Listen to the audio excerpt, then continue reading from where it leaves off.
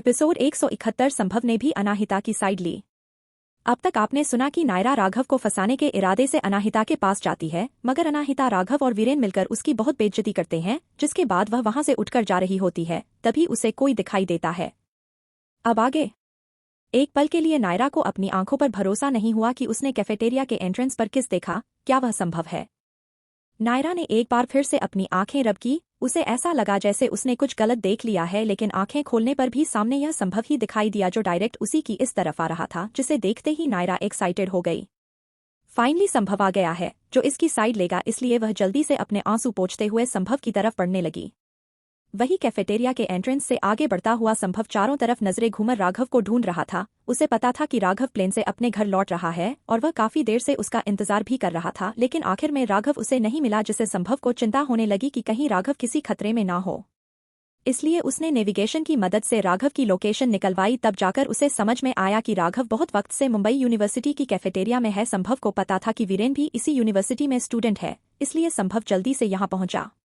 Cafeteria पूरी तरह student से पूरी तरह भरा हुआ था, लेकिन एक से दो बार नजर घूमने के बाद संभव को अनाहिता और राघव दिखाई दे दिए। वह उन्हीं के डायरेक्शन में आगे बढ़ रहा था, तभी अचानक से किसी ने उसका हाथ पकड़ लिया। उसने काफी गुस्से में उस इंसान की तरह देखा, लेकिन सामने वाले इंसान को देखकर उसके एक्सप्रेशन थोड़े नरम हो गए। सामने वाले इंसान को देखकर उसने पूछा, नायरा? नायरा थोड़ी एक साइड और अपसेट दोनों दिखाई दे रही थी। संभव, तुम यहाँ क्या कह रहे हो? क्या तुम्हें पता है कि किसी ने अभी अभी मुझे परेशान किया? क्या तुम उनसे डील करने में मेरी मदद करोगे? भले ही संभव और नायरा कजन्स थे, मगर उनका कोई खास नजदीकी की रिश्ता नहीं था, लेकिन उनके फैमिली रिश्तों की वजह से उसे मना भी नहीं कर सकता था। उसने पूछा, क्या हुआ? नायरा ने जल्दी से जवाब दिया, एक लड़की है मेरी क्लास में जिसने मुझे पब्लिक में डांटा और मुझे यहाँ भाग भी दिया। क्या तुम उससे निपटने में मेरी मदद करोगे? यह सुनते ही संभव की भौहें आपस में सिकुड़ गई और उसने पूछा, कौन है वह और कहाँ है?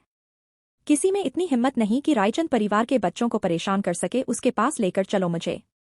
शयोर नायरा ने एक्साइटेड होकर हाँ में सर हिलाया और संभव को अनाहिता की डायरेक्शन में लेकर जाने लगी। अपने मन ही मन में बोली, गांव की गवार, क्या तुम्हें लगता है कि तुम सिर्फ अपने चेहरे और खूबसूरती से रुद्राक्ष और राघव को सादड्यूस करके मुझे जीत सकती हो? बस इंतजार करो और देखो, संभव कोई ऐसा इंसान नहीं है जो किसी को खूबसूरती के जाल में फंस जाए। जल्दी ही वह तुम्हारा असली रंग सबके सामने ले आएगा। यह सब सोचते हुए अब नायरा को हारा हुआ महसूस नहीं हो रहा था, बल्कि वह बहुत एक्साइटेड थी। वह बहुत अच्छे से संभव को जानती थी। उसके चेहरे से वह बिल्कुल एक जेंटलमैन लगता था, लेकिन उसके अंदर एक बहुत ही खतरनाक और क्रूएल हार्टेड आदमी था जो अपने दुश्मनों के हो बर्बाद करने और उन्हें बेइज्जत करने से पहले यह नहीं सोचा था कि सामने वाला लड़का है या फिर लड़की। मैं तुम्हें बर्बाद कर दूंगी। अनाहिता अपनी इसी सोच को साथ नायरा और एक्साइटेड हो जा रही थी। उसने अपनी पीठ सीधी की और संभव को उस तरफ ले जाने लगी। वह लड़की गांव से है, बस उसके पास एक खूबसूरत चेहरा है। वह अपनी खूबसूरती का इस्तेमाल मुझे हमेशा परेशान करने के लिए करती है। सुनो, मुझसे प्रॉमिस करो कि तुम उसकी बातों में नहीं फंसोगे। संभव ने उसे घूर कर देखा तो नायरा अपने आप रुक गई और उसे तरफ इशारा करते हुए कहा, वह लड़की। संभव के अपने साथ होने वजह से वह बहुत ही फियरलेस हो गई थी और बोली, वही मुझे हमेशा परेशान करती रहती है और मुझे भाग भी रही थी, और उसने तो अपनी खूबसूरती के जाल में राघव को भी फंसा लिया है। संभव अपनी फैमिली मेंबर्स के लिए काफी ओवर प्रोटेक्टिव था और यह सारी बातें सुनकर वह काफी ठंडे एक्सप्रेशन के साथ उसे लड़की की तरफ पहुंचा, लेकिन जैसे उसने सामने वाले इंसान को देखा उसने हैरानी से कहा, चीफ। नायरा को कुछ समझ में नहीं आया और उसने पीछे मुड़कर संभव की तरफ देखा। कौन शेफ? वह किस शेफ कर रहा है? सामने अनाहिता को देखकर संभव के एक्सप्रेशन डार्क हो गए और वह कोल्डली नायरा की तरफ देखने लगा। क्या तुमने इसे गांव की गवार कहा? और क्या तुमने यह कहा कि इसने तुम्हें अपने खूबसूरत चेहरे से का इस्तेमाल करके परेशान किया है?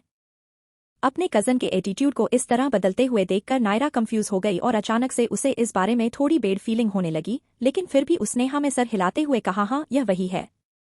संभव ने नायरा को घुर कर देखा और कोल्डली बोला, अभी के अभी निकल जाओ यहाँ से, और आज के बाद मुझे तुम्हारे या फिर तुम्हारे फैमिली के मैटर को लेकर किसी भी मदद की उम्मीद मत रखना।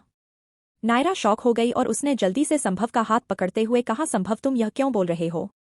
तुम तो अभी अभी ऐसे बिल्कुल नहीं थे। ऐसा इसलिए क्योंकि मुझे नहीं पता था कि तुम किसके ऊपर इल्जाम लग रही हो। संभव ने नायरा को ऐसे देखा जैसे वह किसी अजनबी को देख रहा। फाइनली उसे नायरा के सही रंग दिखाई दे दिए गए थे। वह कैसे कह सकती है कि अनाहिता ने उसे बुली किया, और अनाहिता एक मामूली से स्टूडेंट के साथ ऐसा क्यों करेगी? भले ही अनाहिता खुद एक स्टूडेंट है, लेकिन अनाहिता कोई ऐसी लड़की नहीं है जो बिना मतलब के किसी को परेशान करे। संभव उसे एक्सप्लेन करने में अपनी और एनर्जी वेस्ट नहीं करना चाहता था, इसलिए बोला, नायरा मैं तुम्हें एक एडवाइस देता हूँ, तुम मुंबई शहर में किसी को भी प्रोवोक कर सकती हो, मगर अनाहिता को नहीं। यह सुनते ही शौक के मारे नायरा की आंखें बड़ी हो गई। अब फाइनली उसे संभव के एटीट्यूड में आए बदलाव का कारण समझ में आ गया। यह सब उस अनाहिता की वजह से हुए है। वह बिच, उसने अपने चेहरे की मदद से संभव को भी सेड्यूस कर लिया। गेरेट बहुत ग्रेट है, उसने उसे अंडर एस्टिमेट कर दिया था। संभव, तुम्हें इस बात का बहुत रिग्रेट होगा। तुम बस इंतजार करो, जल्दी ही तुम्हारे सामने इसके असली रंग आ जाएंगे और तुम्हें इन सब का बहुत रिग्रेट होगा। इतना कहकर नायरा गुस्से मुड़ी और पर पटकते हुए वहां से जाने लगी। उसकी बातों से संभव को कोई फर्क नहीं पड़ा। वह आगे बढ़कर राघव के बगल में बैठ गया और उसने अनाहिता से माफी मांगते हुए कहा, आई एम सॉरी, हमारे परिवार के लाड़ प्यार ने उसे बहुत बिगाड़ दिया है, इसलिए वह इस तरह तमाशा खड़े कर रही है। मुझे उम्मीद है कि तुम उसकी बातों को दिल पर नहीं लोगी। अगर उसके बाद भी वह तुम्हें परेशान करें तो प्लीज मुझे बता देना, मैं तुम्हारी मदद करूंगा उसे सबक सिखाने में। तभी राघव बोला, उसकी कोई जरूरत नहीं है। अगर नायरा फिर से तुम्हें परेशान करे तो प्लीज मुझे बताना, या फिर तुम वीरेन को भी बता सकती हो। अब जब तुम दोनों एक ही क्लास में हो तो यह मेरे लिए काफी कन्वीनियंट होगा और मुझे ज्यादा तुम्हारी चिंता भी नहीं होगी। वीरेन भी अब ठंडा और एरोगेंट बिल्कुल बिहेव नहीं कर रहा था। उसने कहा, डोंट वरी, आप लोग चिंता मत कीजिए, मैं बॉस का अच्छे से ध्यान रखूंगा और इस यूनिवर्सिटी में कोई उन्हें परेशान नहीं कर पाएगा। और फिर मन ही मन बोला, अगर फ्यूचर में कोई भी उसे मेरी भाभी को परेशान करने की कोशिश करेगा तो मैं मार डालूंगा उन्हें। राघव ने उसे ठीक से देखा और बोला, मैं दादू से बात करता हूँ तुम्हारे मिलिट्री ज्वाइनिंग के बारे में। यह सुनते वीरेन की आंखों में चमक आ गई और वह खुश होकर अनाहिता को देखने लगा। अनाहिता हंसने लगी। उसने कभी उम्मीद नहीं की थी कि राघव और संभव इतनी सख्त भाव से उसका साइड लेंगे, जिसकी वजह से उसे काफी अच्छा फील हो रहा था। भले ही हुए सब बातें मुंह पर नहीं बोलती थी, लेकिन वह उनकी इसका जेस्चर को हमेशा याद रखेगी और किसी न किसी दिन उन्हें जरूर रिपे करेगी। धीरे धीरे बात करते हुए वो लोग खाना खाने लगे और ऑलरेडी लेट हो गया था। तब राघव और संभव अनाहिता को बाय कहकर जाने लगे। तभी संभव वाला, हमें अभी भी उस आदमी की इन्वेस्टिगेशन करनी है, इसलिए मैं अभी जाना होगा और तुम अपने हॉस्टल वापस जाओ। श्योर, अनाहिता बोली, अगर कुछ भी पता चले तो मुझे जरूरत बताना। Of course. लेकिन उन दोनों के वहां से जाने से पहले अनाहिता खुद को रोक नहीं पाई और उसने पूछ लिया, क्या रिसेंटली रुद्राक्ष बहुत बिजी है? जब राघव ने अनाहिता के मुंह से रुद्राक्ष का नाम सुना तो उसके दिल में एक अजीब से इमोशन उमड़ने लगे। नेचुरली वह देख सकता था कि रुद्राक्ष जो हमेशा लड़कियों के प्रति कोल्ड बिहेव करता था, उसका बिहेवियर अनाहिता के लिए कुछ अलग था। और बेस्ट फ्रेंड्स जिनका रिश्ता भाइयों की तरह हो, वह भी एक चीज शेयर नहीं कर सकते और ना ही छोड़ सकते हैं, और वह है प्यार। मैं अभी अभी देश में वापस आया हूं और मैं अभी तक उसे कांटेक्ट नहीं किया है, इसलिए मुझे पता नहीं है। बोलते वक्त राघव ने दूसरी तरफ देखने लगा, इसलिए अनाहिता ने संभव की तरफ देखा। कुछ सेकंड सोचने के बाद संभव ने जवाब दिया, मैं भी आज सुबह ही देश में लौटा हूं, इसलिए मुझे रुद्र के सिचुएशन के बारे में कोई ज्यादा अंदाजा नहीं है, और उसके अलावा मुझे भरोसा है कि 2 दिनों से देश के बाहर रहने की वजह से कंपनी मुझे बहुत काम होगा। क्या बात है? क्या कोई ऐसी बात है उसे बतानी हो? उसका जवाब सुनकर अनाहिता अंदर ही अंदर काफी फ्रस्ट्रेटेड फील कर रही थी, लेकिन ऊपर से बिल्कुल शांति रही थी। उसने ना में सर हिलाते हुए जवाब दिया, नहीं, कुछ अर्जेंट बात नहीं है। वह कल मेरा एक पेशेंट लेकर गया और मैं उसकी कंडीशन के बारे में पूछना चाहती थी और मुझे डर था कि कहीं मैं उसके काम में उसे डिस्टर्ब ना कर दूं, इसलिए मैंने तुम लोगों से पूछ लिया। तुम सारिका के बारे में पूछ रहे हो, राइट?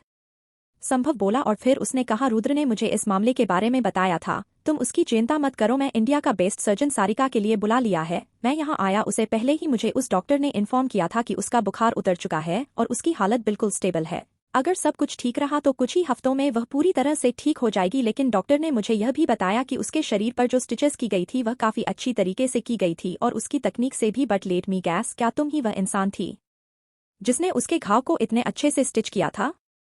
अनाहिता ने हाँ में सर हिलाया और कहा, थैंक गॉड कि वह ठीक है। तुम लोग अब जा सकते हो, मैं तुम लोगों को और टाइम वेस्ट कर नहीं करूंगी। ठीक है, तो हम जाते हैं। सी यू, संभव ने हाथ हिलाते हुए कहा और एग्जिट की तरफ जाने लगा। लेकिन राघव वहां से नहीं गया और उसने थोड़ा बहुत हिचकिचाते हुए अपनी पॉकेट से एक छोटा सा बॉक्स निकला। वही वीरेन ने जब देखा कि राघव क्या कर रहा है तो उसने जल्दी से अद्विक को कॉलर से पकड़ा और उसे खींचते हुए दूर ले गया। आगे कहानी में क्या होगा जानने के लिए सुनते रहिए mystery girl and a rude hero, और कमेंट और लाइक जरूर कीजिए जिससे हमें प्रोत्साहन मिले। धन्यवाद। एपिसोड 172, असली मोती।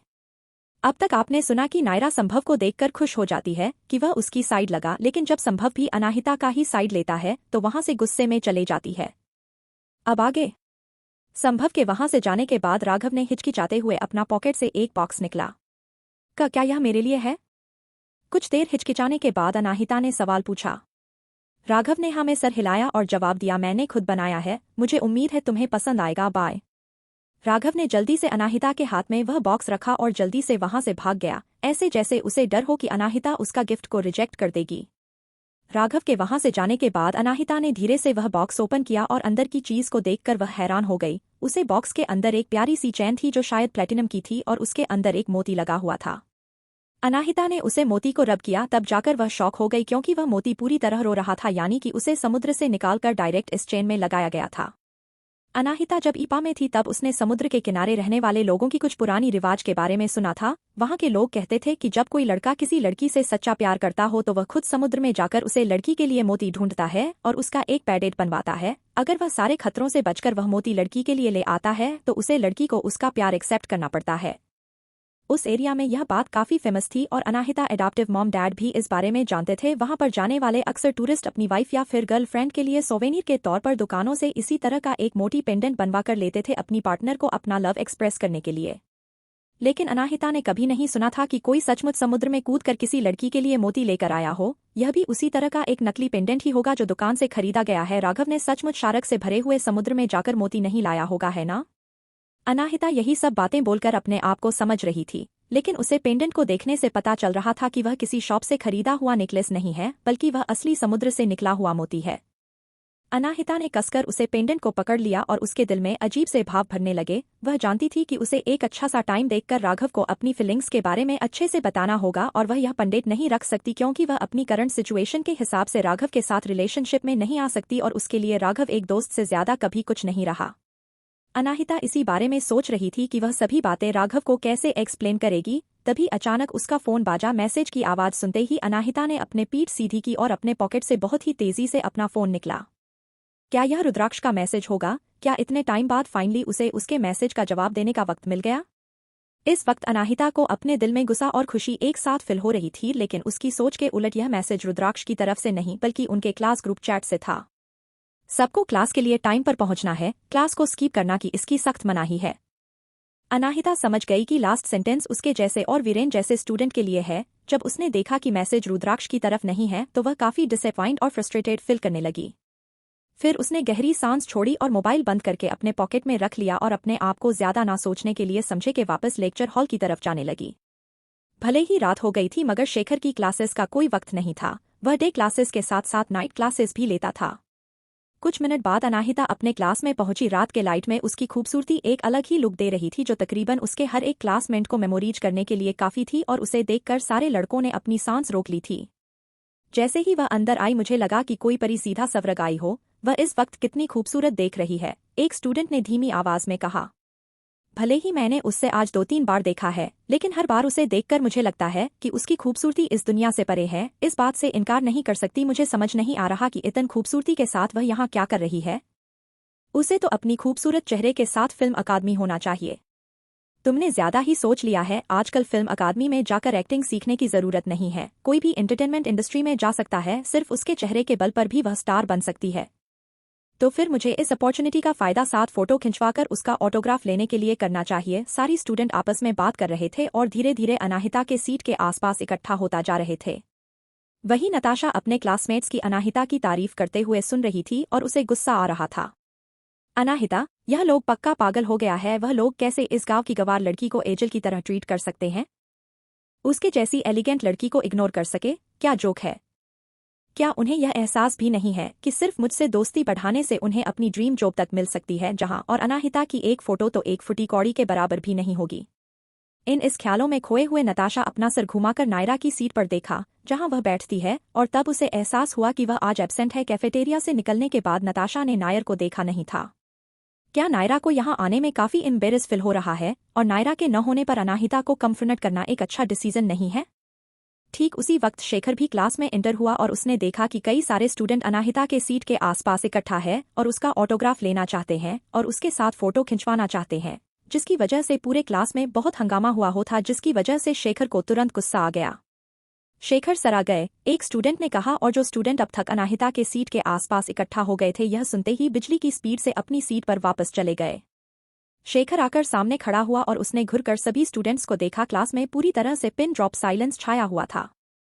शेखर के गुस्से को सब जानते थे और उसे इस तरह शांत देखकर उन्हें लग रहा था कि यह तूफान के आने से पहले वाली शांति है, इसलिए नर्वस होकर सभी ने अपने रणनीचे किए हुए थे। तभी शेखर फाइनली बोला, मुझे भरोसा है कि तुम लोगों को पक्का पता होगा कि यह किस तरह की क्लास है। हाँ, यह बात सच है कि कुछ स्टूडेंट पढ़ाई में अच्छे नहीं है और वह इस क्लास को बिलोंग नहीं करते, और मैं समझ सकता हूँ कि उन स्टूडेंट के लिए पढ़ाई का कोई मतलब नहीं है और ना ही पढ़ने का कोई मोटिवेशन है। लेकिन तुम जैसे टैलेंटेड स्टूडेंट्स जिन्हें मैं पर्सनली इन्वाइट किया है, उनका भी ऐसा एटीट्यूड कैसे हो सकता है? यह कन्विंसेबल नहीं है। जैसे ही सारे स्टूडेंट ने शहर की है बात सुनी, डर के मारे अपना सर झुका लिया। वह लोग शेखर के साथ आई कांटेक्ट करने से डर रहे थे। भले ही शेखर ने नाम नहीं लिया था, मगर उसकी बातें सुनकर सब कुछ साफ था कि जो स्टूडेंट इस क्लास को बिलोंग नहीं करते हैं, इस बात का मतलब शेखर अनाहिता की तरह इशारा कर रहा है।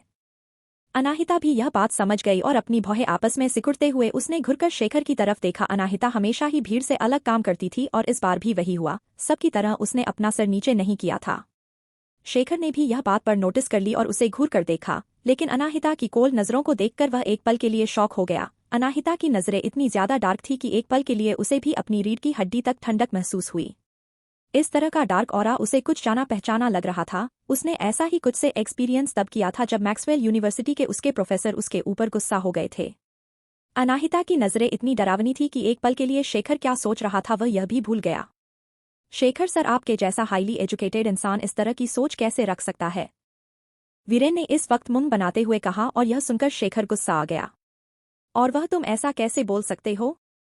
ऐसा कैसे बोल सकता हूँ? वीरेन ने उसकी बात का जवाब दिया, जब से आप यहाँ आए हैं तो बिना किसी कारण के आप एक लड़की पर इल्जाम लगाए जा रहे हैं। अगर कुछ स्टूडेंट उसका ऑटोग्राफ मांगते हैं और उसके साथ फोटो खिंचवाते हैं तो इसमें गलत क्या है? इसका उससे क्या लेना देना है? आपसे ऐसा किसने कह दिया कि उसके अंदर टैलेंट नहीं है और वह इस क्लास को ज्वाइन करने के लायक नहीं है? एक टीचर होने के नाते इस तरह की चीजों से कहना आपके लिए और आपके कैरेक्टर को शोभा नहीं देता। वीरेन कभी इतनी बातें नहीं करता था, लेकिन शेखर की बातों ने उसे काफी गुस्सा दिला दिया था, जिसकी वजह से शेखर भी थोड़ा एम्बेरस हो गया। ठीक उसी वक्त क्लास में कोई और भी था जो अपने आप को रोक नहीं पाया और उसने खड़ा होते हुए कहा, शेखर सर, अनाहिता का इससे कोई लेना देना नहीं है। मुझे लगा वह काफी खूबसूरत है, इसलिए मैं उसके साथ फोटो लेना चाहती थी। अगर आपको लगता है कि इससे पढ़ाई डिस्टर्ब हो रही है तो मैं थी वह जिसने उसकी पढ़ाई को डिस्टर्ब किया।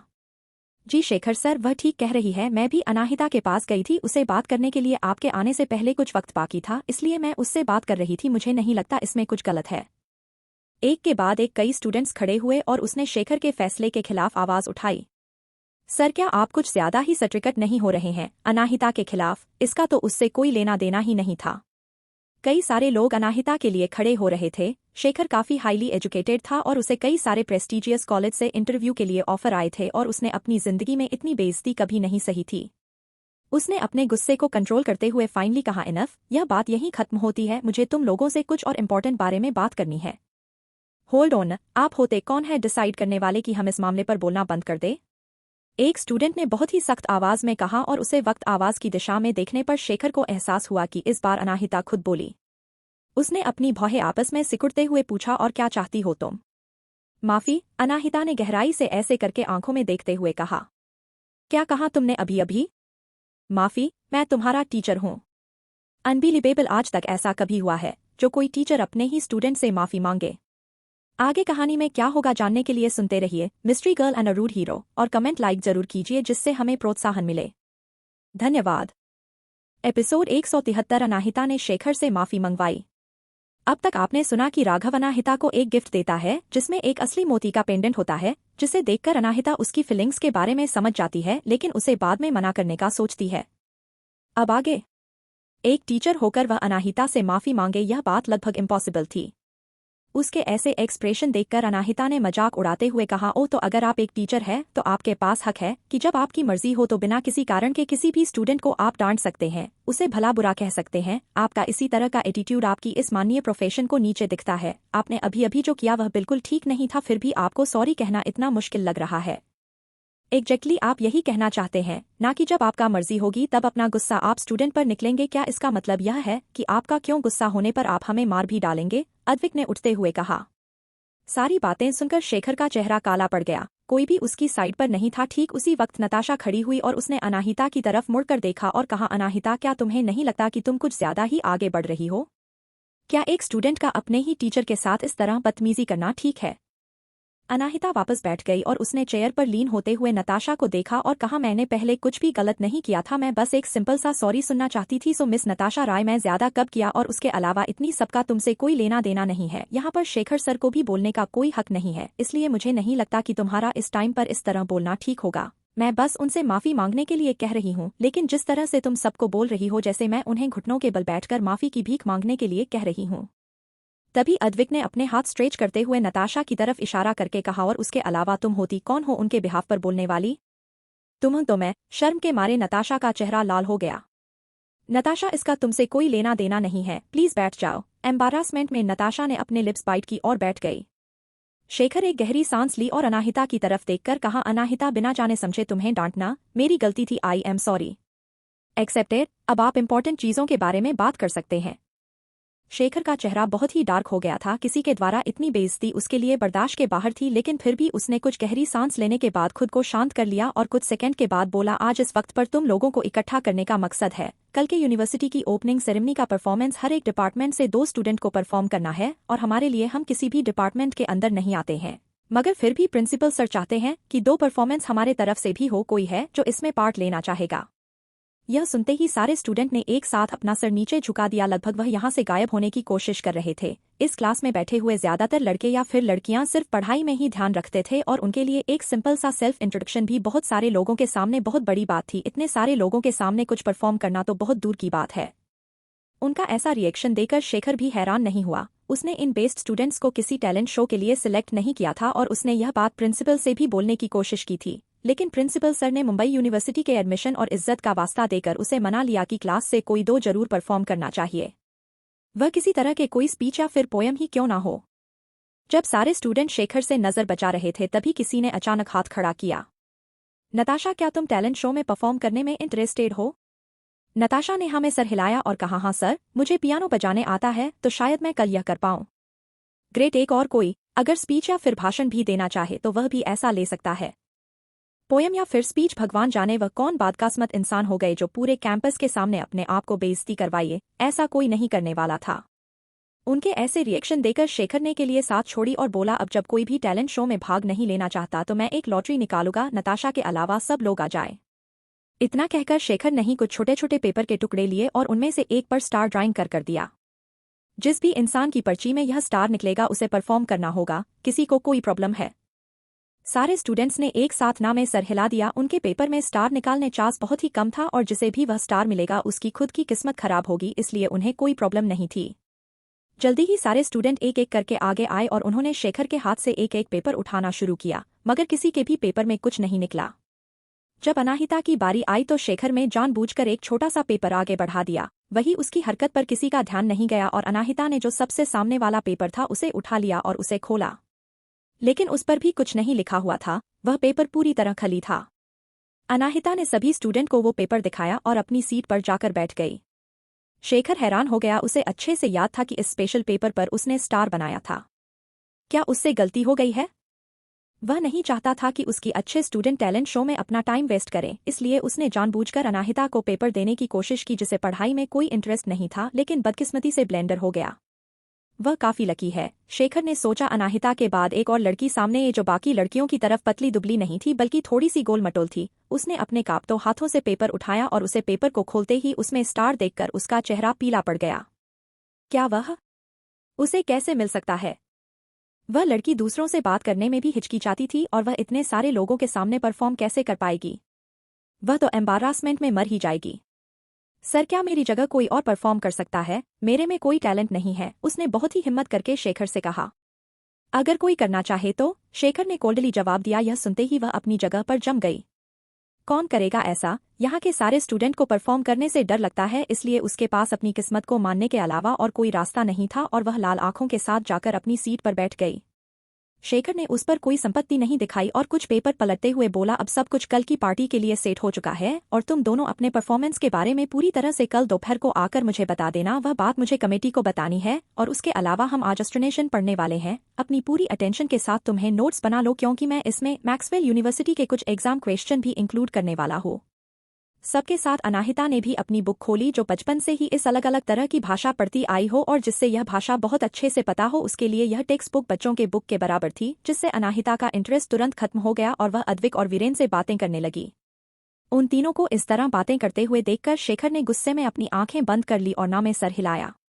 इस तरह के एटीट्यूड से कोई चमत्कार ही उन्हें पास करवा सकता है, लेकिन शायद यह अच्छी ही बात है कि वह लोग यहाँ ज्यादा दिन रहकर उसका टाइम वेस्ट नहीं करेंगे। तुम्हें यह शब्द याद करने होंगे। नताशा ने भी क्लास के दौरान अनाहिता की तरफ से देखा जो सो रही थी। उसने अनाहिता की तरफ देखा और सोचने लगी कि नहीं तो पक्का इस मंथ के एग्जाम में टॉप 20 नहीं आ पाएंगी और उसे यहाँ से जाना होगा। यह देखने में बहुत मजा आएगा।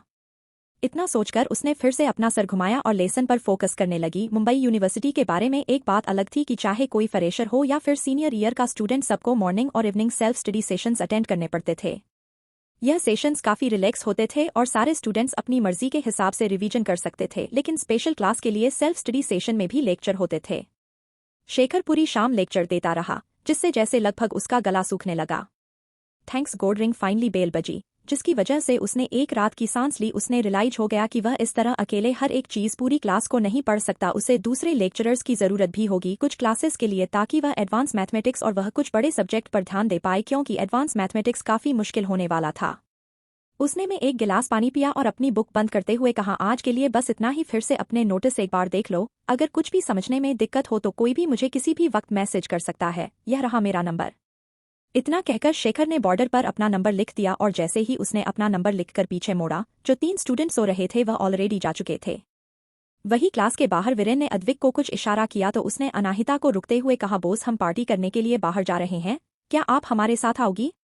अनाहिता ने ना में सर हिलाते हुए कहा, नहीं मुझे वापस अपने रूम में जाना है और मेरे लगेज को अनपैक करके चीजों को अरेंज करना है।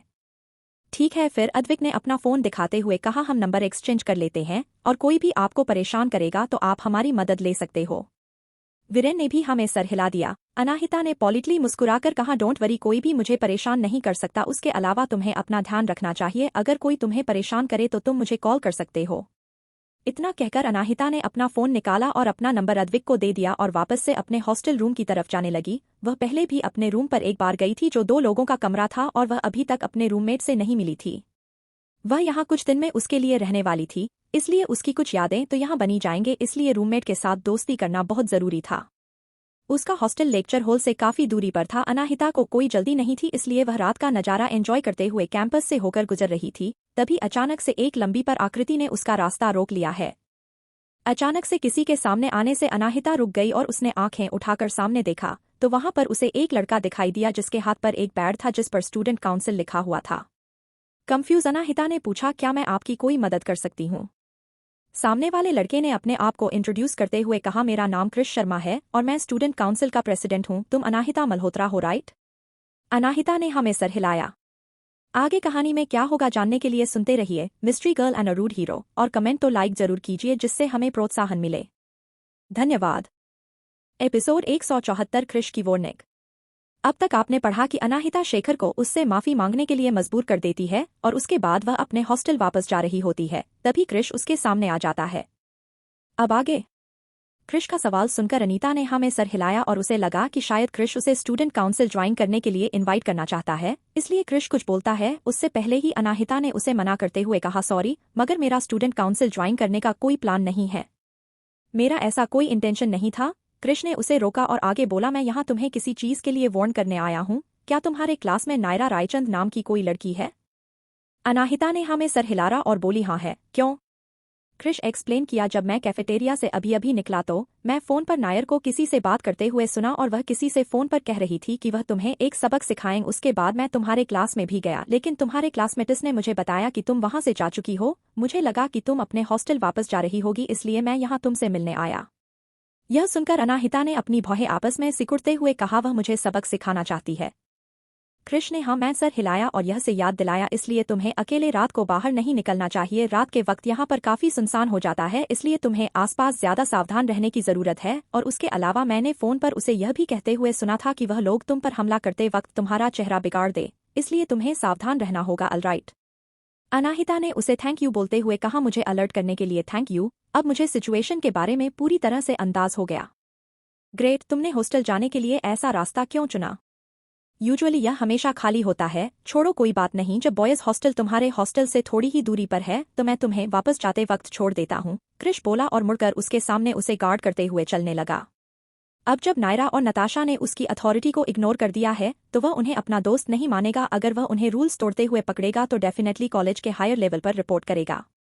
अनाहिता ने भी उसके ऑफर को रिफ्यूज नहीं किया। सच यह था कि उसे नायरा का बिल्कुल डर नहीं था, बल्कि उसे इस बात का डर था कि कहीं जो लोग नायरा के कहने पर उसे मारने आए कहीं वह उन्हें जान से ना मार दे। अगर ऐसा हुआ तो कॉलेज के रूल्स मुताबिक वह यहाँ आगे पढ़ाई नहीं कर पाएगी और अपनी मॉम के बारे में कुछ पता लगाने और अपनी यादों को वापस लाने का उसका प्लान पूरी तरह बर्बाद हो जाएगा। वह दोनों पूरे रास्ते चुपचाप गर्ल्स हॉस्टल की तरफ आगे बढ़ते रहे। अचानक क्रिश रुका। उसने मुड़कर अनाहिता को देखा। वह उसे वार्निंग देने के लिए फिर से अपना मुंह खोलने वाला था, लेकिन वहां की पीली लाइट की रोशनी में वह अनाहिता का खूबसूरत अपीयरेंस दे सकता था, इसलिए वह एक पल के लिए मेमोरीज होकर वहीं जम गया। वह कितनी खूबसूरत है, तभी वह लड़कियां इस इतनी जलन कर रही थी, लेकिन दुख की बात यह है कि वह उसके लिग के बाहर है।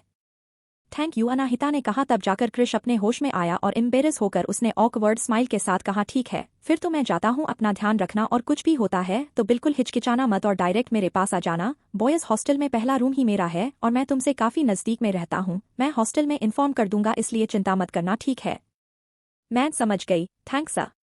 No problem. क्रिश ने अपना हाथ वेव किया और बॉयज हॉस्टल की तरफ जाने लगा। उसे जाता हुआ देखकर अनाहिता फाइनली मोड़ी और गर्ल्स हॉस्टल के अंदर जाने लगी, लेकिन उसे सामने से कोई जाना पहचाना आता हुआ दिखा। उसे लड़की ने एक वाइट कलर का ड्रेस पहना हुआ था और उसके फ्लोरल्स मेकअप से वह एक खूबसूरत सफेद कमल दिखाई दे रही थी, लेकिन किसी को नहीं पता था कि ऊपरी चेहरा ही सिर्फ खूबसूरत था और उसे देखते ही पहचान गई कि वह नताशा थी। लेकिन उसने उसे इग्नोर करके अपने रूम में जाने का फैसला किया, लेकिन बदकिस्मत से नताशा ने आगे जाकर अपना एक हाथ अनाहिता के रास्ते में रख दिया, उसे आगे नहीं बढ़ने दिया। अनाहिता ने कोल्डली उसकी तरफ देखा और सवाल पूछा, अब तुम्हें क्या चाहिए? उसकी कोल्ड नजरों से एक पल के लिए नताशा डर गई, लेकिन उसने गुस्से में अपने दांत पीसे और अपना फोन निकालकर उसकी और क्रिश की बातों की रिकॉर्डिंग दिखाई और अनाहिता को घिन से देखते हुए मजाक उड़ाकर बोली, कुछ वक्त तुम सचमुच अपने बेशर्मी से मुझे इम्प्रेस कर देती हो। अब तुम इनोसेंट होने का नाटक कर रही हो, किसके लिए? रुद्राक्ष और राघव को सेड्यूस करना काफी नहीं था तुम्हारे लिए, जो अब तुमने अपनी नजरें कॉलेज के स्टूडेंट काउंसिल के प्रेसिडेंट पर बना ली। तुमने इतनी बेशर्मी आती कहाँ से है जो तुम इतने लड़कों को फंसती रहती हो? क्या तुम अपने लिए स्टैंड बाई पर लवर खड़े कर रही हो? अगला गोल कौन है तुम्हारा? क्या तुम पूरी दुनिया के आदमियों को अपना बॉयफ्रेंड बनाना चाहती हो? नताशा ने उसका मजाक उड़ाना बंद किया और अनाहिता की तरफ देखा। उसे लगा अब तक अनाहिता गुस्से में पागल होने वाली होगी, लेकिन उसे हैरानी तब हुई जब अनाहिता बिना किसी एक्सप्रेशन की अभी भी उसे देखे जा रही थी, जिस हैरानी के हमारे नताशा का मुंह थोड़ा सा खुल गया। क्या हो रहा है? क्या गुस्से के मारे अनाहिता को उसे पर चिल्लाना नहीं चाहिए था?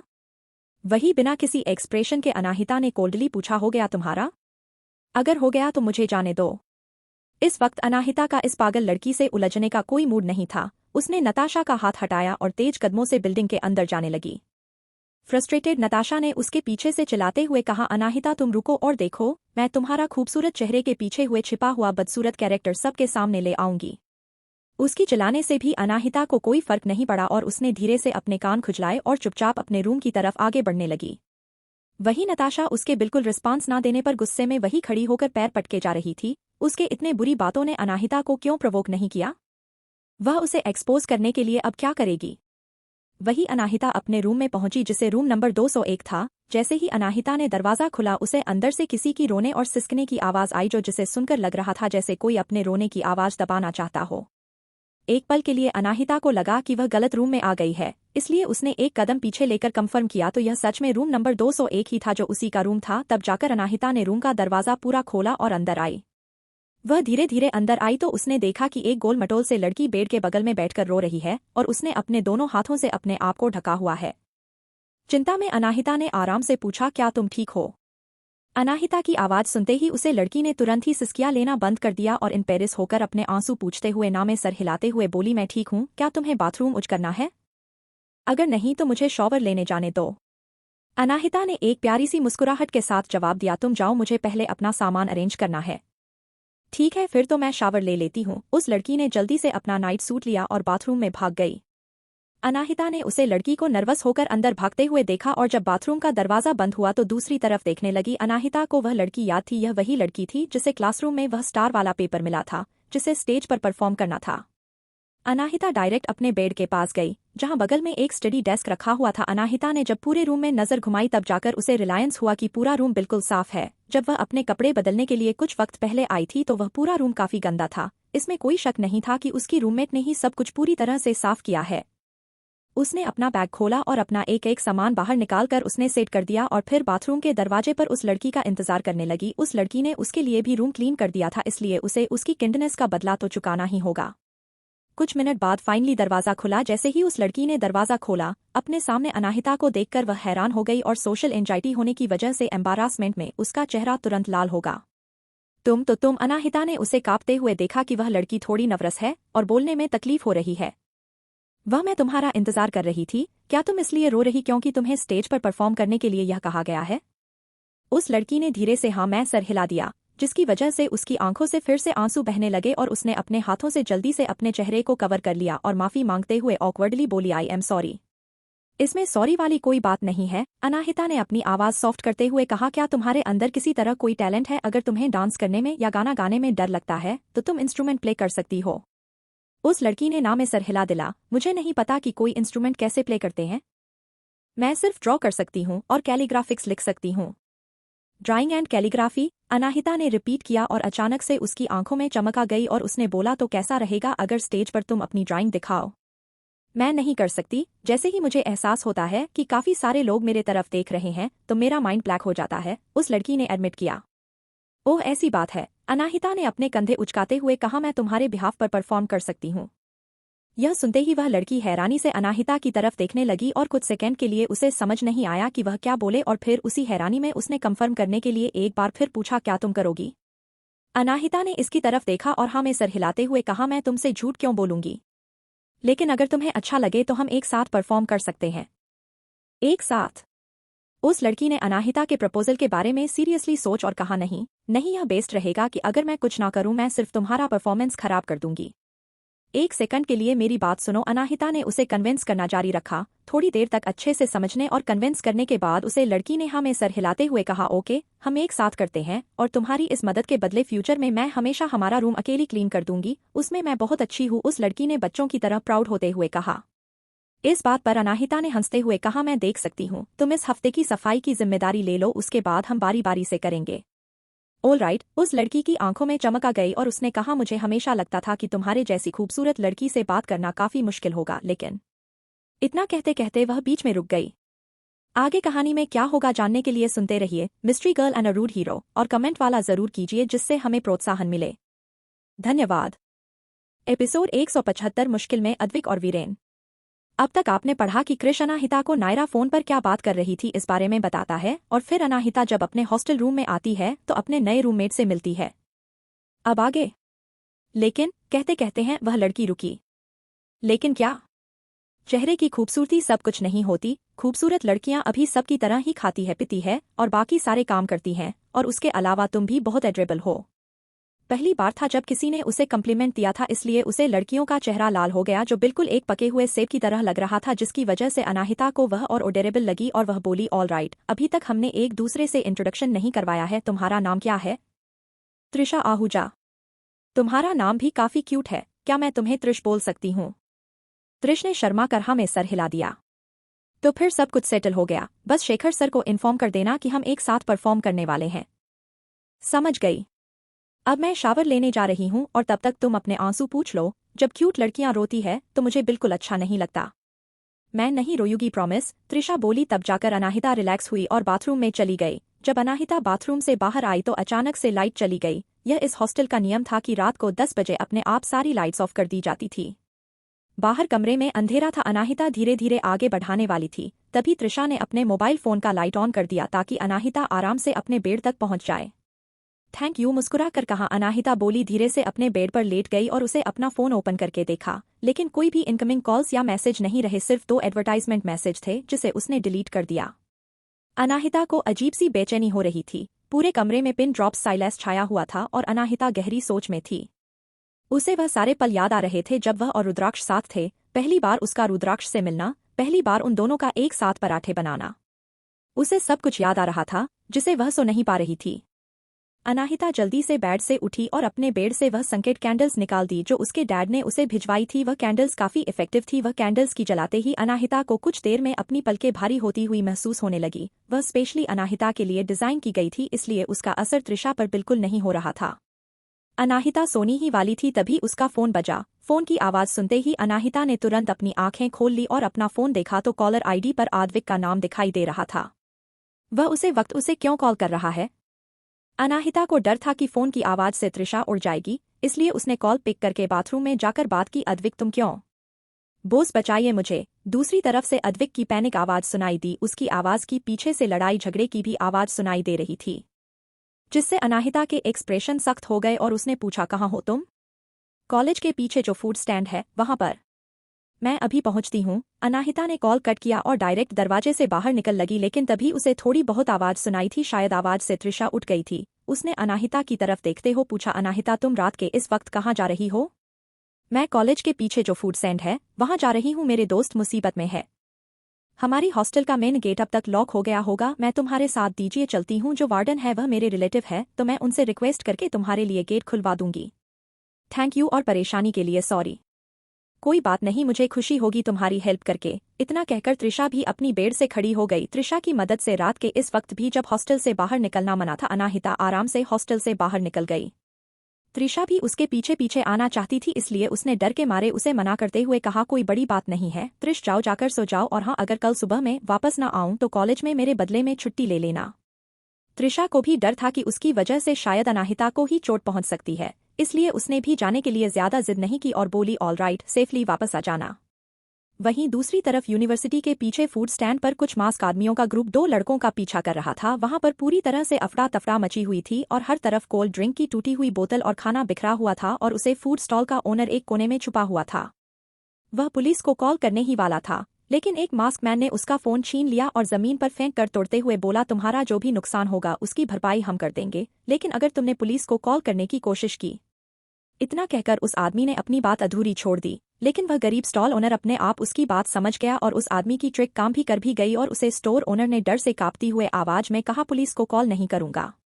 उस आदमी को इतना डरा हुआ देखकर वह मास्क में हंसने लगा और फिर अपने साथियों के पास बढ़ गया। वही स्टोर के अंदर अद्विक ने अनाहिता से फोन पर बात खत्म की थी, तभी उसे अपनी तरफ एक कोल्ड ड्रिंक की बोतल आई हुई दिखाई दी। उसके पास रिएक्ट करने का वक्त नहीं था, इसलिए उसने अपने चेहरे पर हाथ रख लिया, लेकिन तभी बीच में ही किसी ने एक मारकर उसे बोतल को तोड़ दिया और रूम में कांच टूटने की आवाज फैल गई।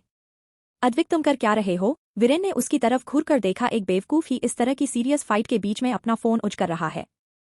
जब तुमने हेल्प के लिए अपनी फैमिली और मेरी फैमिली को इन्फॉर्म करने से मना कर दिया तो मैंने बॉस को कॉल कर दिया। हमें कम से कम बैकअप की जरूरत है ना?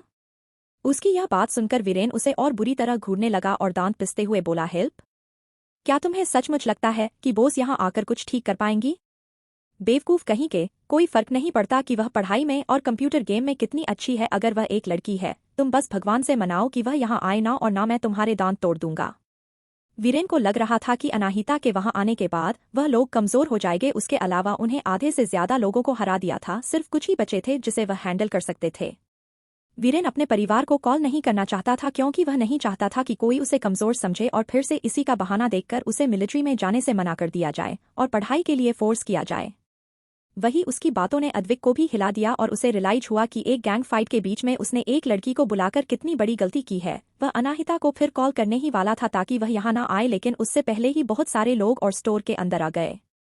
उन्हें वापस कॉल मत करो, हमें बस उनके यहाँ आने से पहले इस मामले को सेटल करना है, वीरेन ने इंस्ट्रक्शन देते हुए कहा और बाकी लोगों की तरफ एक मोप लेकर आगे बढ़ गया।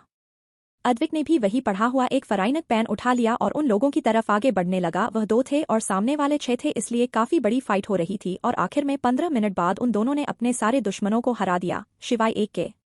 अगर हिम्मत है तो आगे बढ़ो, वीरेन ने उस आखिरी बचे हुए मास्क मैन को चैलेंज किया। वह आखिरी आदमी वीरेंद्र का चैलेंज सुनकर कुछ कदम पीछे हटा और उसने जल्दी से सीटी बजाई। तभी वीरेन को बहुत सारे कदमों की आहट एक साथ सुनाई देने लगी। जब उन्होंने सामने से आते हुए कई लोगों को देखा तो वह दोनों एक दूसरे को देखने लगे। नंबर ज्यादा बड़ा इशू नहीं था, लेकिन प्रॉब्लम यह थी कि आदमियों के हाथ में मेटल रोड्स और चाकू थे। इनके पास बैकअप है, क्या हमें मदद नहीं मिल सकती? अद्विक का गला फंस गया था। उन्होंने किसी तरह करके इन 10 लोगों को तो हरा दिया था, मगर वह लोग इतने सारे लोगों को वह भी हथियारों के साथ नहीं हर पाएंगे और उनका एक चाकू का वार ही किसी को मारने के लिए काफी होगा। जब वीरेन को एहसास हो गया कि वह लोग अकेले इसे नहीं निपट सकते तो उसने कहा, मैं इन्हें कुछ देर के लिए ब्लॉक करता हूँ, तुम कॉल करो। किसे कॉल करूँ? राघव भाई को। Okay alright. अद्विक ने जल्दी से अपना फोन निकाल और वीरेन आगे की तरफ बढ़कर कुछ आदमियों के साथ फाइट करने लगा। वही उसके मॉब को उसके दुश्मनों के मेटल रोड ने तुरंत तोड़ दिया। वीरेन कुछ कदम पीछे हटा और एक टेबल लेकर अपने आप को कवर करने लगा और उसने पीछे अद्विक को देखकर चिल्लाते हुए कहा, हो गया तुम्हारा, जल्दी करो।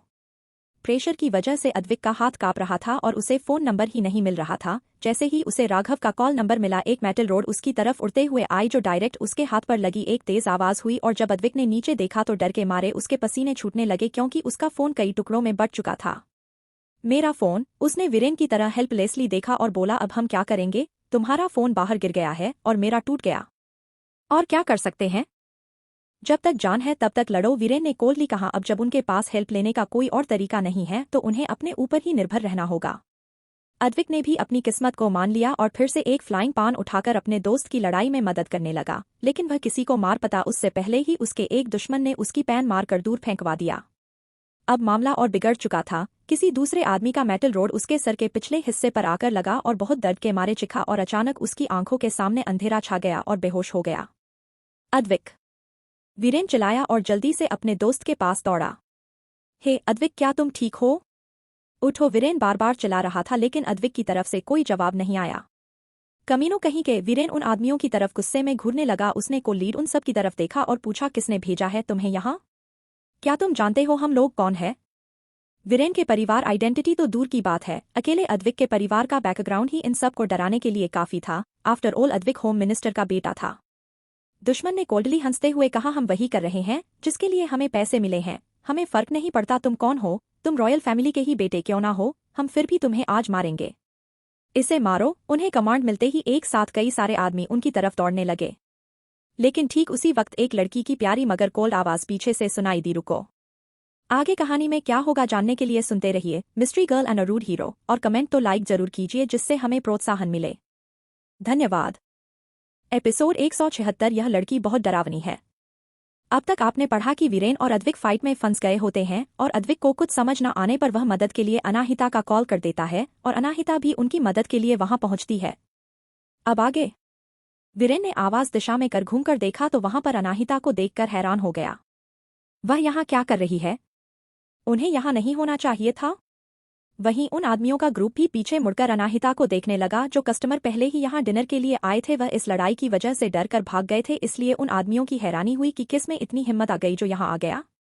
सारे लोग हैरानी से मुंह खोले अनाहिता की तरफ देखने लगे, जो नाइट सूट में 2 अलग अलग तरह के शूज पहनकर खड़ी थी। उसके बाल पूरे तरह से खुले हुए थे और उसकी आंखें नींद ना मिलने को जैसे हल्की लाल थी, मगर फिर भी कोई उस पर से नजर नहीं हटा पा रहा था। वह अभी भी खूबसूरत लग रही थी। उन आदमियों के लीडर ने थोड़ी देर तक अनाहिता को इंटेंशनली देखा और अपनी आवाज जेंटल करते हुए धीरे से बोला, है लिटिल लेडी, यह कोई ऐसी जगह नहीं है जहां तुम इस तरह घूमने चली आओ। शट अप या फिर उसके बाद तुम्हारी बॉडी को उठाने कर ले जाने के लिए किसी और की जरूरत पड़ेगी। उसकी ठंडी और एरोगेंट आवाज सुनकर सारे के सारे एक पल के लिए थोड़े से डर गए और वही लीडर उसके बोर्ड रिस्पांस हैरान हो गया और उसने मजाक उड़ाते हुए कहा, गलत के खिलाफ आवाज उठाना अच्छी बात है, लेकिन एक हीरो की तरह एंट्री करने से पहले तुम्हें सिचुएशन का अंदाजा लगा लेना चाहिए। अगर हमने एक थप्पड़ भी मारा तो तुम्हारी शरीर की हड्डी टूट जाएगी। मैं 3 तक गिनूंगा, तब तक तुम चली जाना, लेकिन अगर तुम नहीं गई तो उसके बाद क्या होगा उसके लिए हमें ब्लेम मत करना। यह बोलते वक्त वह काफी गंदी नजरों से अनाहिता को ऊपर से नीचे देख रहा था। उसकी लस्टफुल आंखों को देखकर अनाहिता को और घिन महसूस होने लगी। वह गुस्से में आगे बढ़ाने वाली थी, तभी वीरेन ने चिल्लाते हुए कहा, अनाहिता आप यहाँ से चले जाइए, आपको यहाँ नहीं होना चाहिए था। उसकी आवाज सुनकर अनाहिता ने पीछे वीरेन की तरफ देखा और उसके पीछे बेहोश पड़े अद्विक को, जिसे देखते ही उसका चेहरा डार्क हो गया और गुस्से के मारे आंखें लाल हो गई। उसने वीरेन से अपनी नजरें हटाई और गुस्से में सामने खड़े आदमियों के ग्रुप को घूरने लगी। उन सब के पास लोहे के रोड चैन, हॉकी स्टिक्स और चाकू थे। आज से पहले भी अनाहिता ने इससे भी बड़ी लड़ाई की थी अमेरिका में राघव को बचाने के लिए, इसलिए इन आदमी को हराना उसके लिए बाएं हाथ का खेल होगा। वही वीरेन की बात सुनकर उन आदमियों को एहसास हो गया कि अनाहिता यहाँ हीरो बनने की कोशिश नहीं करी है, बल्कि वह यहाँ वीरेन की वजह से आई है, और सब लोग एक साथ हंसने लगे। हा हा हा, क्या तुम लोग सीरियस हो? क्या तुम्हें शर्म नहीं आई एक लड़की को मदद के लिए बुलाते हुए? मैं इसे जाने के लिए एक और मौका दूंगा, वरना हम जो उसके साथ करेंगे उसके लिए हमें ब्लेम मत करना, उसे लीडर ने बोला। तभी उसका एक साथी धीरे से उसके पास आया और उससे बोला, बोस अगर मैंने गलत नहीं सुना तो इस लड़की का नाम अनाहिता है, क्या यह भी हमारी टारगेट नहीं है? यह सुनते ही वह लीडर हैरान हो गया और उसने हैरानी अनाहिता की तरफ देखते हुए पूछा, क्या तुम अनाहिता मल्होत्रा हो?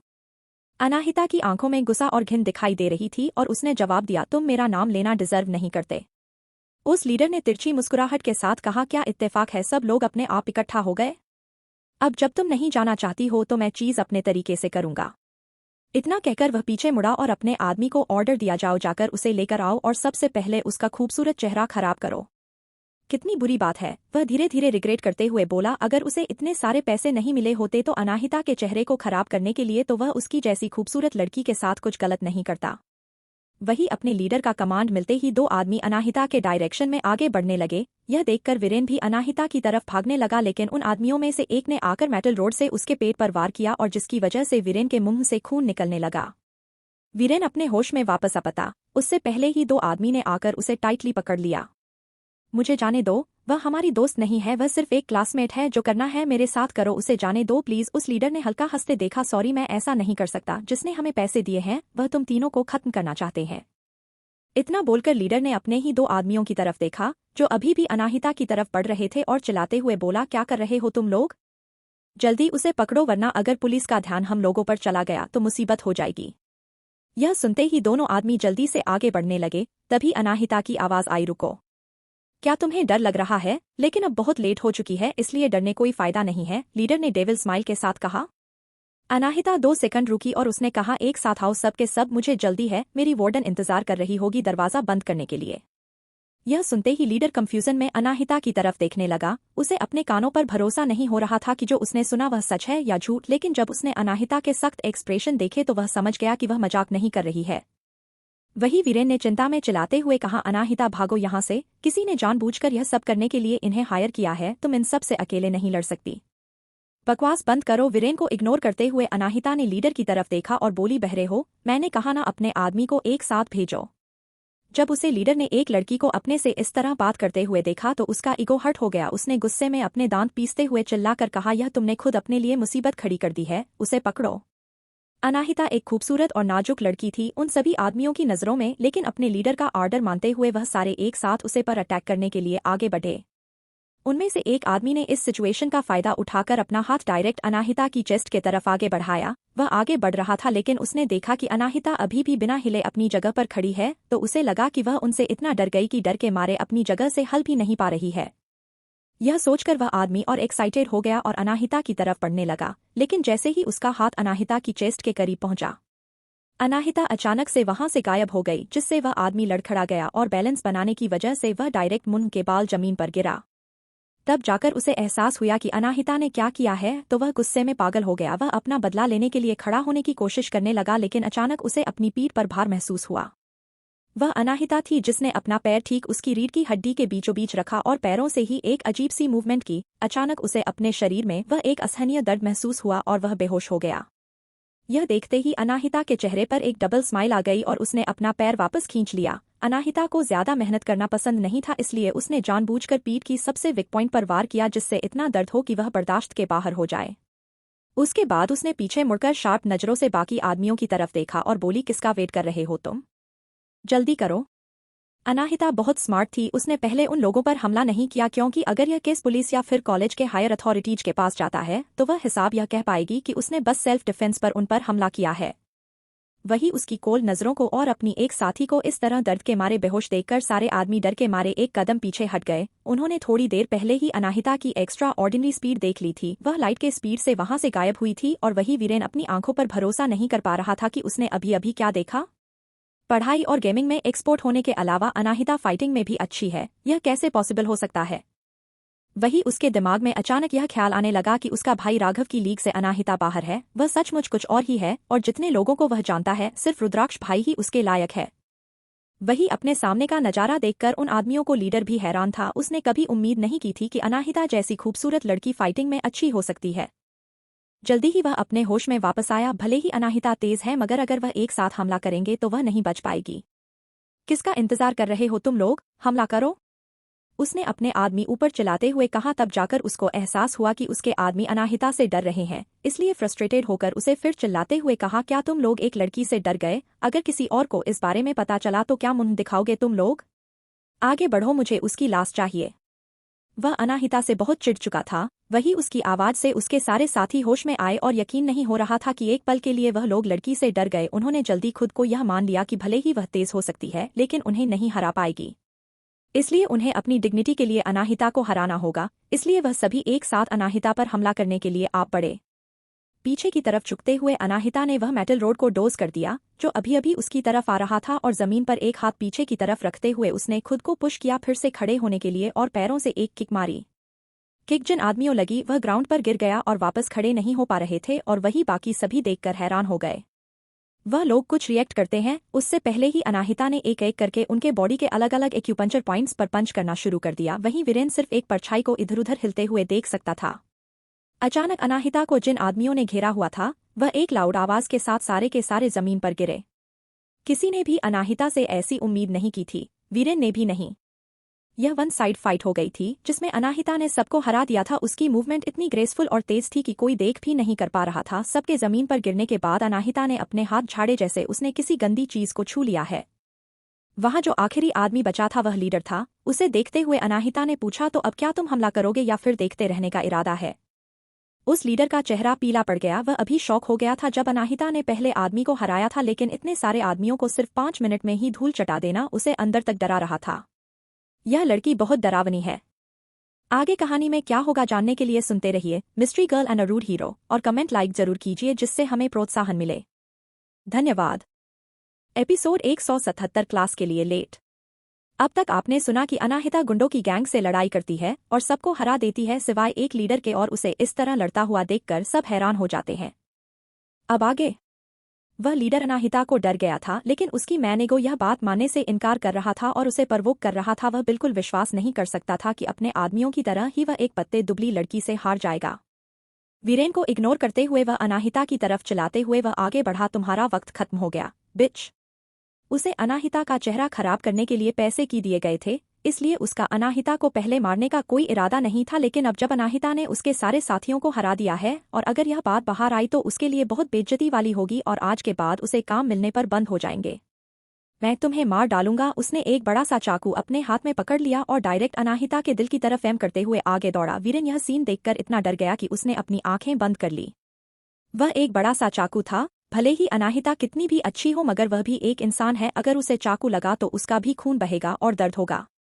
लेकिन वहीं दूसरी तरफ अनाहिता बिल्कुल शांति से बिना हिले खड़ी थी। वह बिना किसी परेशानी के चाकू को और उसे आदमी को अपनी तरफ बढ़ता हुआ देख रही थी। लेकिन जैसे ही वह चाकू उसके शरीर को छूने वाला था वह एकदम साइड हट गई और वह आदमी कुछ रिएक्ट कर पाता उससे पहले ही अनाहिता ने एक हाथ से उसका गला पकड़ लिया। लीडर दर्द के मारे चिल्लाया और उसके हाथ से चाकू छूट गया, लेकिन वह चाकू जमीन पर गिरता है उससे पहले ही अनाहिता ने उसे अपने पैर से मारा और अपने हाथ में ले लिया और तेजी से वह चाकू उसे आदमी की तरफ बढ़ाने लगी। वह आदमी इतना शॉक हो गया कि उसकी आंखें बड़ी बड़ी हो गई। उसे वक्त वह कितना डरा महसूस कर रहा था यह कोई नहीं बता सकता था। जैसे ही उसे लगा कि उसका वक्त खत्म, आज उसकी मौत पक्की है, अनाहिता के पतले हाथों ने उसे चाकू को ठीक उसके शरीर से टच होने के वक्त रोका और चाकू का टिप उस आदमी को छू रहा था। उस चाकू को उस आदमी के गर्दन पर लगाते हुए अनाहिता ने पूछा, क्या कहा था तुमने? किसका टाइम खत्म हो गया? वह आदमी डर के मारे कांप रहा था और उसका चेहरा पीला पड़ चुका था। वह कांपती हुई आवाज में कहा, please I am sorry, please मुझे जान से मत मारो। वही वीरेन ने अपनी आंखें खोल ली और वह कंफ्यूजन में देखने लगा। क्या हुआ? क्या कोई उसे बताएगा? अनाहिता ने उसे घुर कर देखा। मैं नहीं जानता, मैं बस उसके लिए काम कर रहा था। अनाहिता ने एक आईब्रो उठाकर देखा। आर यू सर, मैं तुम्हें एक लास्ट चांस दे रही हूँ, ठीक से सोचो किसने भेजा था तुम्हें यहाँ? अनाहिता की कोल नजरों से वह आदमी और डरने लगा। पहले ही उसने अभी अभी कुछ बहुत अजीब सा देखा था, लेकिन वह एक ऐसा इंसान था जो यही काम करके पैसे कमाता था। वह अनाहिता को देखकर ही बता सकता था कि वह अनाहिता की बराबरी नहीं कर सकता और उसके अलावा अनाहिता के पास मेडिकल स्किल भी है। उसने उसके आदमियों पर हमला किया तो कई ऐसी जगहों पर वार किया जिस इंसान को बहुत दर्द होता है, और अगर उसने अनाहिता को सच्चाई नहीं बताई तो पता नहीं वह उसके साथ क्या करेगी। इस बारे में सोते हुए उसे आदमी ने अपने दांत पीसे और बोला, मैं बताता हूँ। उसे आदमी ने अपनी पॉकेट से एक पेपर निकाला और अनाहिता कर देते हुए बोला, मुझे नहीं पता कि वह लड़की कौन थी। लेकिन यह रहा वह नंबर और अकाउंट जिसे उसने हमें कांटेक्ट किया था और पैसे भेजे थे। हम ऐसे लोग हुए जो पैसों के लिए दूसरे लोगों को मारते पीटते हैं, कभी कभी सिर्फ कभी कभी हम लोगों को मर भी देते हैं। अनाहिता ने वह पेपर लिया तो वह पेपर नहीं एक तरह का कार्ड था जिस पर ब्लैक पैंथर लिखा हुआ था। यह एक ऑर्गेनाइजेशन टाइप की है, तुम खुद देख सकती हो। इस फॉर्म में मेरे जैसे गुंडे लोगों को मिशन सौंप जाता है और पैसे वाले लोग यहाँ पर अपना काम करवाने के लिए पैसे देते हैं। सब कुछ अनजान है, इसलिए जब भी हमें किसी नंबर से कांटेक्ट किया जाता है तो हमें कभी पता नहीं चलता कि वह इंसान कौन था, उस आदमी ने एक्सप्लेन किया। ओके, मैं समझ गई, अनाहिता ने कहा और फिर जमीन पर पड़े आदमियों को देखकर बोली, यहाँ से इन्हें लेकर जाओ और हाँ, यहाँ पर जो कुछ भी नुकसान हो किया है तुम लोगों ने उसके पैसे देकर जाना। उस आदमी ने एक राहत की सांस छोड़ी और धीरे से नीचे झुककर घुटनों के बल वहां से निकलने लगा क्योंकि अनाहिता ने अभी अभी उसके कंधे पर चाकू रखा हुआ था। उसने अपने सबसे नजदीक पड़े हुए साथी को उठाया और बाकी सबको धीरे धीरे होश में लाया जो कांपते हुए पैरों से अपने पैरों पर खड़े हुए। 2 मिनट के अंदर ही उन लोगों ने वहां के ओनर को पैसे दिए और ऐसे भागे जैसे उनके पीछे कोई भूत पड़ा हो। वही वीरेन अपने चेहरे पर एक फनी लुक लिए अनाहिता की तरफ देखे जा रहा था। वह जो भी अभी उसने देखा उससे काफी शॉक में था। बोस, क्या आप ठीक है? उसने कांपती हुई आवाज में पूछा। अनाहिता ने मुस्कुराकर कहा, क्या तुम्हें मुझे देखकर लगता है कि मुझे कुछ हुआ है? वीरेन ने जल्दी से ना में सर हिला दिया, बिल्कुल नहीं। फिर थोड़ी देर रुकने के बाद उसने पूछा, वह बोस, क्या आप उन आदमी को इसी तरह जाने दोगी? एक आईब्रो उठाते हुए अनाहिता ने कहा, काफी लेट हो गई है, अगर हमने पुलिस को कॉल किया तो मेरा प्रेशियस स्लीपिंग टाइम वेस्ट करेंगे। एक बार मुझे पता चल जाए कि इसके पीछे कौन था तो इस मामले को मैं संभाल लूंगी। वीरेन फिर से हैरान हो गया। उसका प्रेशियस स्लीपिंग टाइम? वह किस बारे में बात कर रही है? ठीक उसी वक्त अद्विक को भी होश आ गया। शायद उसे होश में आता देखा वह और वीरेन उसके पास पहुंचे। जैसे ही उसने अपनी आंखें खोली और अनाहिता को देखा, वह चिल्लाया, बोस भागिए। उसे अपनी फिक्र करता हुआ देखकर अनाहिता ने मुस्कुराकर कहा, चिंता मत करो, वह लोग चले गए। चले गए? अद्विक ने पीछे मुड़कर चारों तरफ देखा, तब उसे सिर्फ वहां पर उसे स्टॉल का ओनर ही दिखाई दिया जो साफ सफाई कर रहा था। क्या हुआ? उसने कंफ्यूज होकर पूछा। जब वीरेन कुछ बोलने वाला था उससे पहले ही अनाहिता ने उसे चुप करते हुए कहा, वीरेन फाइट में बहुत अच्छा है, जब तक मैं यहाँ पहुंची उसने सबको हरा दिया था। अद्विक वीरेन की तरफ मुड़कर उसे हैरानी और एडमिरेशन से देखा और कहा, है भगवान, वीरेन उनके हाथ में चाकू और हथियार थे। अब तो मैं मान गया कि राव परिवार के आदमी में बहुत ताकत। मैं कल तुम्हारे दादाजी के इस बारे में बताऊंगा, तुम टोटली मिलिट्री के लिए ही बने हो। वीरेन ने मिक्स फीलिंग के साथ दूसरी तरफ देखना शुरू कर दिया। आज के बाद वह कभी नहीं कहेगा कि वह फाइटिंग में अच्छा है या फिर मिलिट्री में जा सकता है। शायद उसके अंदर टैलेंट है ही नहीं, शायद उसे अपने बड़े भाई राघव और दादाजी की बात सुनकर पढ़ाई पर फोकस करना चाहिए। वही अद्विक को कोई अंदाजा नहीं था कि वीरेन क्या सोच रहा है और वह लगातार उसकी तारीफ किया जा रहा था। नॉन स्टॉप बोलते हुए अद्विक को अनाहिता ने बीच में रोकते हुए कहा, लेट हो गया है, कैंपस वापस चलते हैं, इससे पहले कि कॉलेज में पता चल जाए कि हमने बाहर लड़ाई की है। अद्विक ने जल्दी से हाँ में हाँ सर हिलाया और कहा, स्पेशली वह शेखर, अगर उसे इस बारे में पता चल गया ना तो वह हमारे लिए बहुत बड़ी प्रॉब्लम खड़ी करेगा और खास करके आपके लिए। वह हमेशा आपको टारगेट करता रहता है। अनाहिता ने उसे एक स्माइल के साथ देखा और उसके बाद वीरेन और वह अद्विक को वापस कैंपस में लेकर गए। कैंपस पूरी तरह से शांत था तो वीरेन रिलैक्स हुआ। पहली बार उसे अपने आप पर शर्म आ रही थी। उसने अपने बड़े भाई राघव से प्रॉमिस किया था कि वह किसी भी कीमत पर अनाहिता को प्रोटेक्ट करेगा, लेकिन सच यह था कि आखिर में उसे और अद्विक दोनों को ही आकर अनाहिता को प्रोटेक्ट करना पड़ा। जल्दी ही वह लोग हॉस्टल के दरवाजे पर पहुंच गए। अनाहिता ने उन दोनों को बाय बोला और बोली, मैं सोने जा रही हूं, कल अद्विक को याद से अस्पताल ले जाना और अच्छे से चेकअप करवा लेना, कहीं कोई इंटरनल इंजरी नहीं है फिर और कोई बात तो नहीं। लेकिन अनाहिता यह बात अपने आप जानती थी कि उन्हें कोई खास चोट नहीं लगी है क्योंकि उसने उन दोनों के पल्स चेक किए थे और दोनों ठीक है। अद्विक वहां से चला गया। उसके जाते ही वीरेन ने कुछ कहने के लिए अपना मुंह खोला लेकिन वह कुछ बोला नहीं। यह देखकर अनाहिता रुकी और उसने पूछा, क्या बात है? आपने थोड़ी देर पहले अद्विक से यह क्यों कहा कि मैंने सब गुंडों को भगाया? वीरेन ने काफी ऑकवर्डली पूछा। अनाहिता हंसते हुए बोली, क्योंकि मैंने सारे गुंडों को मारा। यह बात एक्सप्लेन करना बहुत मुश्किल होती। हाँ, उसने अपना सर खुजलाते हुए आगे कहा, आप इस मैटर के बारे में क्या करने वाली है? अनाहिता ने थोड़ी देर सोचा और फिर जवाब दिया, पहले इसके बारे में किसी को मत बताना, मैं इसका ध्यान खुद रखूंगी, बस तुम लोग अपना मुंह मत खोलना और आज रात जो कुछ भी हो उसे भूल जाना। वीरेन ने जल्दी से हाँ में सर हिलाया और कहा, जैसा आप कहे आप जाइए और आराम कीजिए, हम भी जाते हैं। वीरेन ने 2 बार अपनी आंखों के सामने अनाहिता की कैपेबिलिटी देख ली थी, इसलिए अब उसे अनाहिता पर पूरा भरोसा था और वह और अनाहिता की किसी भी बात को करने के लिए तैयार था। अनाहिता वहीं खड़ी होकर वीरेन को बॉयज हॉस्टल में जाता हुआ देखती रही और फिर अपने हॉस्टल में जाकर जब वह अपने रूम में पहुंची तब तक त्रिशा सो चुकी थी। वह अपने बेड तक बहुत धीरे कदमों से पहुंची और उसने पूरी ट्राई की त्रिशा उठना और लेटने से पहले उसने अपना फोन चेक किया, लेकिन अभी भी ना कोई मिस कॉल और ना ही कोई मैसेज। यह देखते हैं या अनाहिता की आंखों की चमक कम हो गई, लेकिन फिर भी उसने मन ही मन खुद को इस बारे में ना सोचने के लिए मना लिया। यह जो भी हो रहा है वह अच्छा ही है। रुद्राक्ष के लिए उसकी फीलिंग डेवलप्स होना कोई अच्छी बात नहीं है। उससे दूर रहेगा तो शायद उसके मन में रुद्राक्ष के लिए कोई फीलिंग्स भी नहीं आएगी। जल्द ही अनाहिता सो गई क्योंकि रूम में अभी भी वह मेडिटेटेड संकेत कैंडल्स जल रही थी। अगले दिन अनाहिता की त्रिशा की आवाज से खुली। उसने आंखें मलते हुए सामने त्रिशा को देखा और उठकर बैठते हुए पूछा, टाइम क्या हुआ है?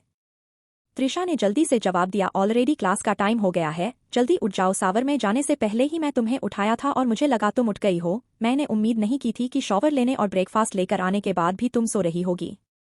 मैं अब उठ गई हूँ। उसने अपने दोनों हाथ को मसाज किया और बेड से उठकर शॉवर लेने चली गई। फिर भी वह दोनों फिर भी क्लास के लिए लेट हो गई और उनके पहुंचने से पहले बोल बन चुकी थी। पूरा क्लासरूम भरा हुआ था और शेखर ऑलरेडी वहां पहुंच चुका था। उन दोनों को वहां देखकर शेखर के एक्सप्रेशन बहुत सख्त हो गए, लेकिन त्रिशा को देखकर उसने ज्यादा कुछ नहीं कहा और उसे याद दिलाया अगली टाइम लेट ना होने के लिए जल्दी उठना और बेल बजाने से पहले क्लास में आ जाना। एम्बारासमेंट की वजह से त्रिशा का चेहरा लाल हो गया और उसने धीरे से शेखर को जवाब देकर अपने सीट पर जाकर बैठ गई। आगे कहानी में क्या होगा जानने के लिए सुनते रहिए mystery girl and a rude hero. Comment और लाइक जरूर कीजिए जिससे हमें प्रोत्साहन मिले। धन्यवाद। एपिसोड 178। कहीं सूरज पश्चिम से तो नहीं निकला? अब तक आपने सुना कि अनाहिता तो फाइट खत्म करके अपने हॉस्टल वापस आ जाती है और अगले सुबह त्रिशा के साथ क्लास पहुंचती है, मगर लेट हो जाती है। अब आगे त्रिशा एम्ब्रेस होकर अपनी क्लास में गई और डेस्क पर बैठ गई। अनाहिता को त्रिशा के लिए बुरा लगा और उसने प्लान कर लिया कि वह त्रिशा से कह देगी कि अगली बार से उसका इंतजार ना करें, क्योंकि वह त्रिशा से अलग थी। जहां त्रिशा सचमुच यहाँ पढ़ाई करने के लिए आई थी, वह सिर्फ कुछ सच्चाई पता करने और अपनी याददाश्त वापस लाने के लिए आई थी। इसलिए वह त्रिशा की पढ़ाई में मुसीबत नहीं खड़ा करना चाहती थी। अपनी सीट पर बैठने के बाद चारों तरफ नजर घुमाई, तब जाकर उसे एहसास हुआ कि अद्विक और वीरेन यहाँ नहीं है, जिसकी उसने पहले से उम्मीद थी। और फिर उसने सामने की सीट पर देखा तो वहाँ पर नायरा, जो कल रात के सेल्फ स्टडी सेशन में नहीं थी, वह यहाँ बैठी हुई थी। और जैसे ही अनाहिता क्लास के अंदर आई, नायरा के चेहरे पर हैरानी भरे एक्सप्रेशन देखे जा सकते हैं। भले ही नायरा ने जल्दी से अपने एक्सप्रेशन छुपा लिए थे, लेकिन अनाहिता ने इसके शॉक एक्सप्रेशन नोटिस कर लिए। लेकिन उसने ऐसे नाटक किया जैसे उसने कुछ नहीं देखा और सामने बोर्ड की तरफ देखने लगी। लेकिन उसकी आंखों में एक अजीब तरह की कॉलरनेस थी। उसे पहले से ही शक था कि कल रात जो कुछ भी हो उसमें नायरा का हाथ है, लेकिन वह पूरी तरह से श्योर नहीं थी। लेकिन उसके अंदर आते ही नायरा के चेहरे पर वह शॉक एक्सप्रेशन देखे तो उसे समझ में आ गया कि उसका अंदाजा बिल्कुल सही था। नायरा ने सचमुच उन लोगों को पैसे देकर उसे और वीरेन अद्विक को नुकसान पहुंचाने के लिए हायर किया था। क्या घटिया लड़की है। वही सामने बोर्ड के पास खड़ा शेखर अटेंडेंस ले रहा था, लेकिन जब उसने वीरेन और अद्विक को मिसिंग देखा तो उसके चेहरे पर अजीब सा गुस्सा दिखाई दिया, मगर उसने कुछ नहीं कहा और अपने गले को साफ करते हुए बोला, आज से हमारी ऑफिशियल क्लास शुरू होगी, लेकिन मैंने देखा कि मैं अकेले सारे सब्जेक्ट को नहीं पढ़ पाऊंगा, तो मैंने ही कुछ और सब्जेक्ट के लिए कुछ अच्छे टीचर्स को इन्वाइट किया है। जब वह लोग तुम्हें अपने सब्जेक्ट पढ़ना आएंगे तो उनसे मिल सकते हैं। अब चलो अपनी एडवांस मैथमेटिक्स की बुक निकालो। अनाहिता ने अपनी बुक ओपन की और अपने एक आदमी को, जिसके पास हैकिंग स्किल्स थी, उसे मैसेज भेजा, इस अकाउंट को ट्रैक करो और इंसान को ढूंढो, जितना जल्दी हो सके उतना जल्दी। दूसरी तरफ से उसके आदमी का मैसेज आया, समझ गया मैं। यह काम अनाहिता क्लास में होने की वजह से नहीं कर सकती थी, इसलिए उसने यह काम अपने आदमियों को दिया। ठीक उसी वक्त शेखर बोला, हाँ एक और बात, मेरी क्लास की प्रोग्रेस नॉर्मल क्लासेस से डबल होगी और हमारे क्लास का मंथली टेस्ट उनसे जल्दी होगा। हमारी क्लास का मंथली टेस्ट 2 हफ्तों बाद होगा। यह सब कहते हुए जानबूझकर शेखर ने अनाहिता की तरफ देखा, लेकिन अनाहिता ने ऐसे नाटक किया कुछ सुनाई नहीं। उसने अपनी बुक को खड़ा कर दिया और टेबल पर अपना सर रखकर सोने लगी। भले ही उसका चेहरा नहीं दिखाई दे रहा था, मगर शेखर समझ गया कि वह सो रही है, जिसकी वजह से गुस्से में उसने अपने दांत पीस लिए। भले ही अनाहिता पढ़ाई में अच्छी है, मगर वह इस तरह कभी अपने लाइफ में आगे नहीं बढ़ पाएगी और वह इस तरह क्लास में सोकर तो टॉप 20 में बिल्कुल नहीं पहुंच सकती। यह सोचते हुए उसने अनाहिता ने पूरी तरह से इग्नोर किया, क्योंकि उसे नहीं लगता था कि जो स्टूडेंट सिर्फ 2 हफ्तों में इस क्लास से चले जाने वाले हैं, उन पर टाइम वेस्ट करना जरूरी नहीं है। वही बाकी सारे स्टूडेंट ने शेखर के अनाउंसमेंट सुनते ही डर गए। क्या यह कुछ ज्यादा नहीं हो रहा है? लेकिन किसी में भी इतनी हिम्मत नहीं थी कि वह शेखर के खिलाफ कुछ भी बोले। वह लोग पहले ही शेखर का गुस्सा देख चुके थे, इसलिए कोई भी उसे गुस्सा दिलाने की दोबारा हिम्मत नहीं कर सकता था। और वही नायरा ने शेखर की कही हुई एक बात नहीं सुनी थी, क्योंकि वह अपने ही परेशानियों में उलझी हुई थी। अनाहिता बिल्कुल ठीक क्यों दिख रही है? क्या उन लोगों ने नहीं कहा था कि उन दिनों से वह कल रात में निपट लेंगे, या फिर टाइम ना मिलने की वजह से और गर्ल्स हॉस्टल में ना जा पाने की वजह से उन्होंने अनाहिता को छोड़ दिया और सिर्फ अद्विक और वीरेन को ही नुकसान पहुंचा? लेकिन अगर उन्होंने टास्क कंप्लीट नहीं किया था तो क्या उन्हें मुझे इन्फॉर्म नहीं करना चाहिए? नायरा जब यही सब सोच रही थी तभी क्लासरूम के दरवाजे पर दो लोग दिखाई दिए। सर, यह अद्विक की आवाज थी। उसकी आवाज थोड़ी सख्त थी, जैसे वह अभी अभी उठा हो। आवाज सुनते ही नायरा ने जल्दी से दरवाजे की तरफ देखा तो उसे वहां पर खड़े हुए अद्विक और वीरेन दिखाई दिए, जिनके चेहरे पर चोट के निशान साफ पता चल रहे थे। स्पेशली अद्विक, जिसका चेहरा एक साइड से भुला हुआ था, जैसे उसे बहुत मार पड़ी हो, लेकिन वीरेन थोड़ा बहुत ठीक था और उसके चेहरे पर छोटे मोटे खरोंची थी। उनके चेहरे को देखकर नायरा की भौहें आपस में सिकुड़ गई।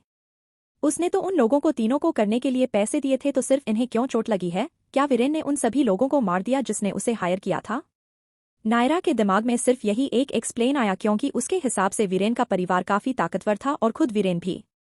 गुस्से के मारे नायरा ने अपने दांत पीस लिए और क्लास खत्म होने के बाद उसे लोगों से अपने पैसे वापस मांगने की बात सोच ली। आफ्टर ऑल उसने उन लोगों को काफी ज्यादा पैसे देकर हायर किया था। जब उन्होंने काम खत्म ही नहीं किया तो पैसे किस बात के? शेखर ने भी जब आवाज सुनी तो गुस्से में सामने की तरफ देखा और उन दोनों के सूजे हुए और चोटीले चेहरे देखकर उसके एक्सप्रेशन डार्क हो गए।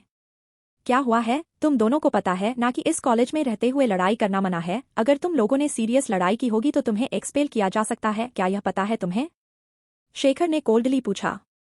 किसने कहा सर हमने लड़ाई की है? जब हम लोग क्लास के लिए आए तो कल रात लेट सोने की वजह से हमें काफी नींद आ रही थी, इसलिए हम रास्ते में एक मैनहॉल में गिर गए, इसलिए ऐसी हालत हो गई, अद्विक बोला। यह सुनकर शेखर की आंखें छोटी हो गई। वो उन दोनों को ध्यान से देखने लगा, यह जानने के लिए कि यह दोनों सच बोल रहा है या फिर झूठ। लेकिन अद्विक का चेहरा इतना सुजा हुआ था कि कोई एक्सप्रेशन दिखाई नहीं दे रहे थे, और वही वीरेन का चेहरा हमेशा की तरह एक्सप्रेशनलेस था, जिससे कुछ समझ नहीं आने वाला था। तो फाइनली शेखर ने उन्हें वार्निंग थी, अगर मुझे पता चला कि तुमने को झूठ बोल रहे हो और तो मैं डायरेक्टर प्रिंसिपल के पास जाकर तुम्हें एक्सपेल करने की रिक्वेस्ट करूंगा। क्या अब हम अंदर जा सकते हैं? अद्विक शेखर को कुछ बोलता है उससे पहले वीरेन ने बिना किसी इमोशन के कहा। तभी शेखर बोला, तुम लोग 10 मिनट से ज्यादा लेट हो। मैंने ऑलरेडी 2 टॉपिक पढ़ा दिए हैं, इसलिए तुम्हें क्लास अटेंड करने की कोई जरूरत नहीं है, बाहर जाकर खड़े रहो। यह सुनते ही वीरेन ने आंखें छोटी कर ली। उसने कभी इतना अनरिजनेबल टीचर नहीं देखा था। पहले की तरह वह शेखर का मुंह तोड़ देना चाहता था, लेकिन कल रात जो हुआ उसे याद था और उसने सोच भी लिया था कि उसने सीरियसली पढ़ाई करनी है, इसलिए वह अद्विक को अपने साथ खींचते हुए बाहर ले गया। अद्विक हैरान हो गया था। वीरेन तो सचमुच खड़ा रहना चाहता है। बाहर जाते हुए वीरेन से अद्विक ने कंफ्यूज एक्सप्रेशन के साथ पूछा। वीरेन क्लास के बाहर दीवार के सहारे अपना बैग टिकाकर खड़ा हो गया और उसने आदमी के किसी भी सवाल का जवाब नहीं दिया, जिससे अद्विक और कंफ्यूज हो गया। तो क्यों, क्या तुमने मुझे आज सुबह सुबह उठकर यहाँ इसलिए लाया था ताकि मुझे पनिशमेंट मिल सके? वह ठीक कह रहे हैं, वीरेंद्र जवाब दिया। हम 10 मिनट से ज्यादा लेट हैं, इसलिए हमारे लिए बाहर खड़ा रहना ही ठीक है। अगर तुमने यहाँ नहीं खड़े रहना चाहते तो तुम घर वापस जाकर सो सकते हो। जिससे अद्विक की भूमि सिकुड़ गई और उसकी सुजा चेहरा और खराब दिखने लगा। उसने एक हाथ बढ़ाकर वीरेन के माथे को छूने के लिए आगे बढ़ाया, यह देखने के लिए कि कहीं वीरेन को बुखार तो नहीं, लेकिन वह वीरेन का माथा छू पता उससे पहले ही वीरेन ने उसके हाथ को पकड़ लिया और गुस्से में पूछा, क्या कर रहे हो तुम? यह सवाल तो मुझे तुमसे पूछना चाहिए, तुम क्या कर रहे हो? तुम अपने बिहेवियर से अलग कैसे बिहेव कर रहे हो? वीरेन ने नीचे देखा और कहा, मैंने डिसाइड किया है मैं सीरियसली पढ़ाई करूंगा। क्या? अद्विक में शौक के मारे चिल्लाते हुए कहा। उसका पूरा चेहरा सूजा हुआ था, जिसकी वजह से चेहरे पर कोई एक्सप्रेशन नहीं दिखाई दे रहे थे, और उसने पूछा, क्यों? कल ही तो तुमने कहा था कि तुम अपनी, मेरा मतलब है हमारी होने वाली भाभी से फेवर के लिए बात करोगे ताकि वह तुम्हारे भाई को तुम्हारे मिलिट्री ज्वाइन करने के लिए कन्विंस कर सके, लेकिन तुमने अचानक से अपना मन कैसे बदल लिया? वीरेन ने मिक्स फीलिंग्स के साथ दूसरी तरफ देखने लगा। कल रात जो कुछ भी हुआ उसकी वजह से उसके दिमाग में यह बात बैठ गई थी कि वह अभी मिलिट्री में जाने के लिए पूरी तरह से तैयार नहीं है। जब वह अनाहिता को हार नहीं सकता तो क्यों देश को एम्बेरस करने के लिए मिलिट्री ज्वाइन कर ले? उसे अपनी फैमिली की एडवाइस सुनकर अच्छे से पढ़ाई करके अपने भाई के खड़े किए हुए बिजनेस को आगे बढ़ना चाहिए। यह सब सोचकर वीरेन ने एक गहरी सांस छोड़ी और कहा, मैंने क्यों ऐसा कहा यह मत पूछो, मैं ऑलरेडी डिसाइड कर लिया है। मैं इस क्लास में रहकर बहुत अच्छे से पढ़ाई करूंगा और उसके बाद अपने फैमिली बिजनेस को आगे बढ़ाऊंगा। वेल, मुझे लगता है तुम्हारा डिसीजन इतना भी बुरा नहीं है। आफ्टर ऑल एक सोल्जर की लाइफ इतनी भी आसान नहीं होती। मैं तुम्हें कई सालों में सिर्फ एक बार देख पाता, लेकिन तुम्हें पता है ना कि तुम इस क्लास में कैसे रह पाओगे। तुम्हें इस बार के टेस्ट में टॉप 20 में आना होगा। क्या तुम्हें लगता है कि तुम हमारे क्लास में जो किताबी कीड़े हैं उनसे मैच कर पाओगे? उसकी बात सुनकर वीरेन ने डिटरमिनेट टोन में कहा, जैसा कि लोग कहते हैं, जब तक तुम ट्राई नहीं करोगे तब तक तुम्हें पता नहीं चलेगा। उसकी बात सुनकर अद्विक स्पीचलेस हो गया और उसने वीरेन के साथ बाहर खड़े रहकर पनिशमेंट लेने का फैसला किया। वह जब तक वीरेन के साथ रह सकता है तब तक उसे रहना है, इसलिए वह मंथली एग्जाम से पहले ऐसा कुछ नहीं करेगा ताकि शेखर उसे क्लास से बाहर निकले, ताकि वह कम से कम इस महीने तो वीरेन के साथ रह पाए। जब तक शेखर ने अपनी क्लास खत्म की तब तक वह लोग वहां खड़े खड़े बहुत बोर हो गए थे। वहीं शेखर जब क्लास खत्म करके बाहर आया तो वहां खड़े दो लड़कों को देखकर हैरान हो गया। उसके बाहर आते ही वीरेन तुरंत उसके पास गया और उसने पूछा, शेखर सर, पूरी क्लास के दौरान हम यहीं खड़े थे, क्या नेक्स्ट क्लास अटेंड करने के लिए हम अंदर जा सकते हैं? शेखर को एक पल के लिए अपने कानों पर भरोसा नहीं हुआ और उसने दूसरी तरफ सूरज को देखा कि कहीं आज सूरज पश्चिम से तो नहीं उग गया। लेकिन अपने होश में वापस आते हुए उसने फिर अद्विक और वीरेन देखा जो क्लास सच में अटेंड करना चाहते थे। तो उसने जवाब दिया, जैसा तुम चाहो, लेकिन मुझे उम्मीद है कि तुम्हारा यह एटीट्यूड कुछ दिनों का नहीं होगा। बिल्कुल नहीं, वीरेन ने सख्त आवाज में जवाब दिया। तो शेखर को ऐसा लगने लगा जैसे वीरेन सर पर किसी ने बहुत तेज वार कर किया है, जिससे उसका दिमाग ही संतुलन हिल गया है। लेकिन उसने कुछ कहा नहीं और क्यूरियसली उसे को अंदर जाते हुए देखता रहा। आगे कहानी में क्या होगा जानने के लिए सुनते रहिए mystery girl and a ride hero, और कमेंट और लाइक जरूर कीजिए जिससे हमें प्रोत्साहन मिले। धन्यवाद। एपिसोड 179। अथर्व सर। अब तक आपने सुना कि अनाहिता तक क्लास में आती है और उसे देखकर नायरा के चेहरे पर जो शोक एक्सप्रेशन आते हैं, उससे वह अंदाजा लगा लेती है कि सबके पीछे नायरा का ही हाथ था। और फिर वीरेन और अद्विक भी वहां आते हैं।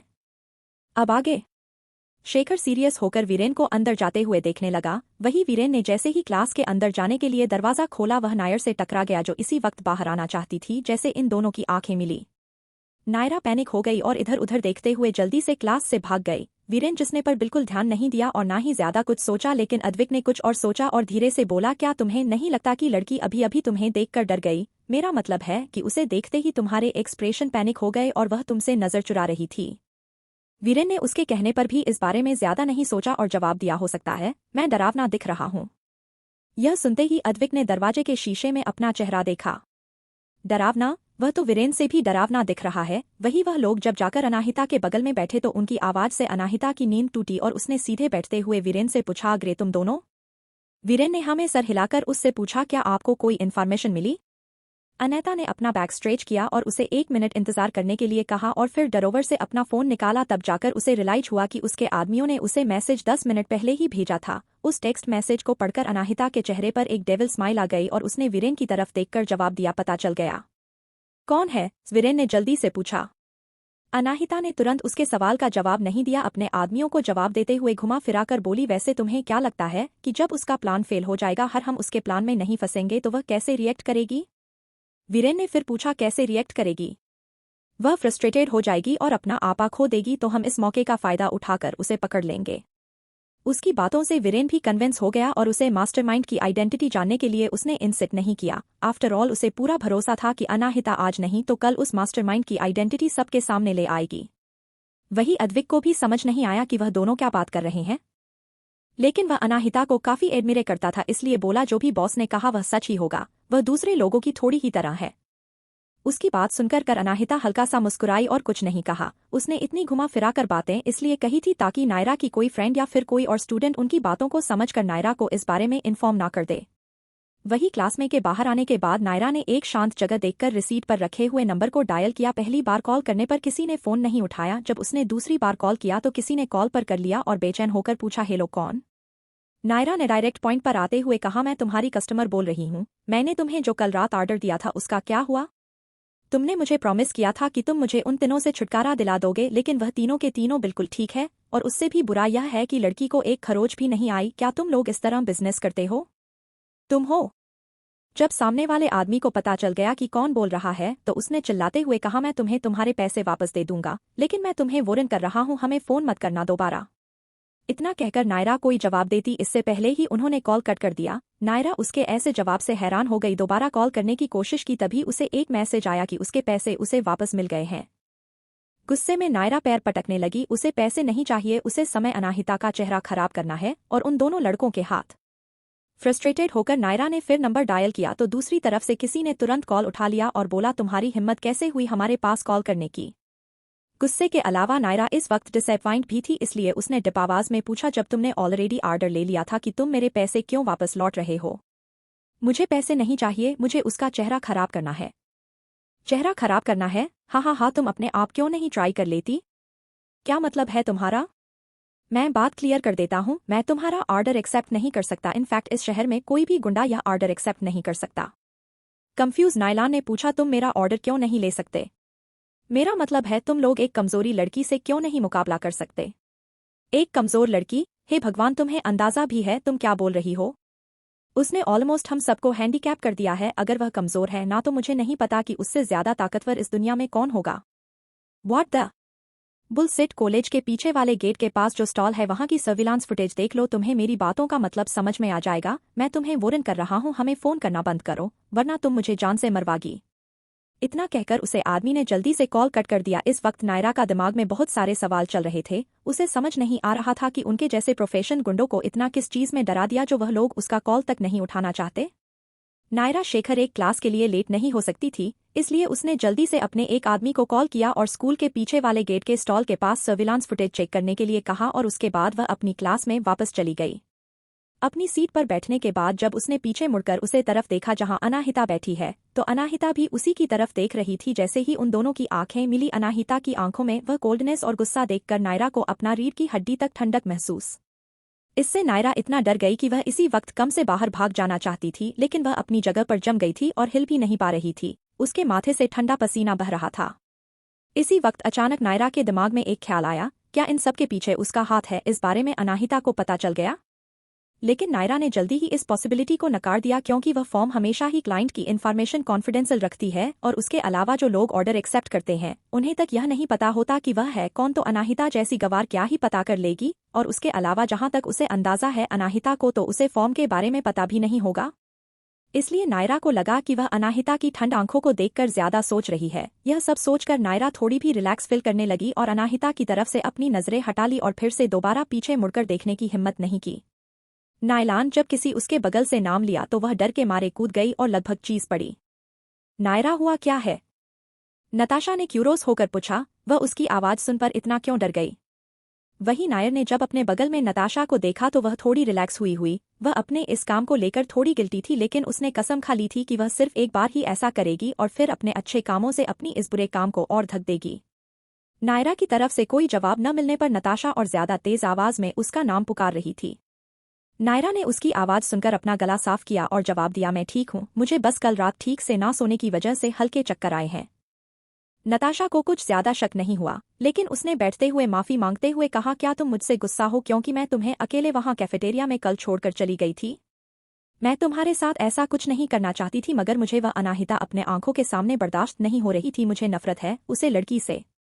मुझे भी, नायरा ने दांत पिसते हुए जवाब दिया। लेकिन जब उसे रियलाइज हुआ कि वह लोग क्लासरूम में है तो उसने अपने आप को शांत करते हुए कहा, मैं तुम पर बिल्कुल गुस्सा नहीं हूँ। आफ्टर ऑल मुझे समझ में आता है कि इस तरह की हालत में वहां रहना बहुत मुश्किल था।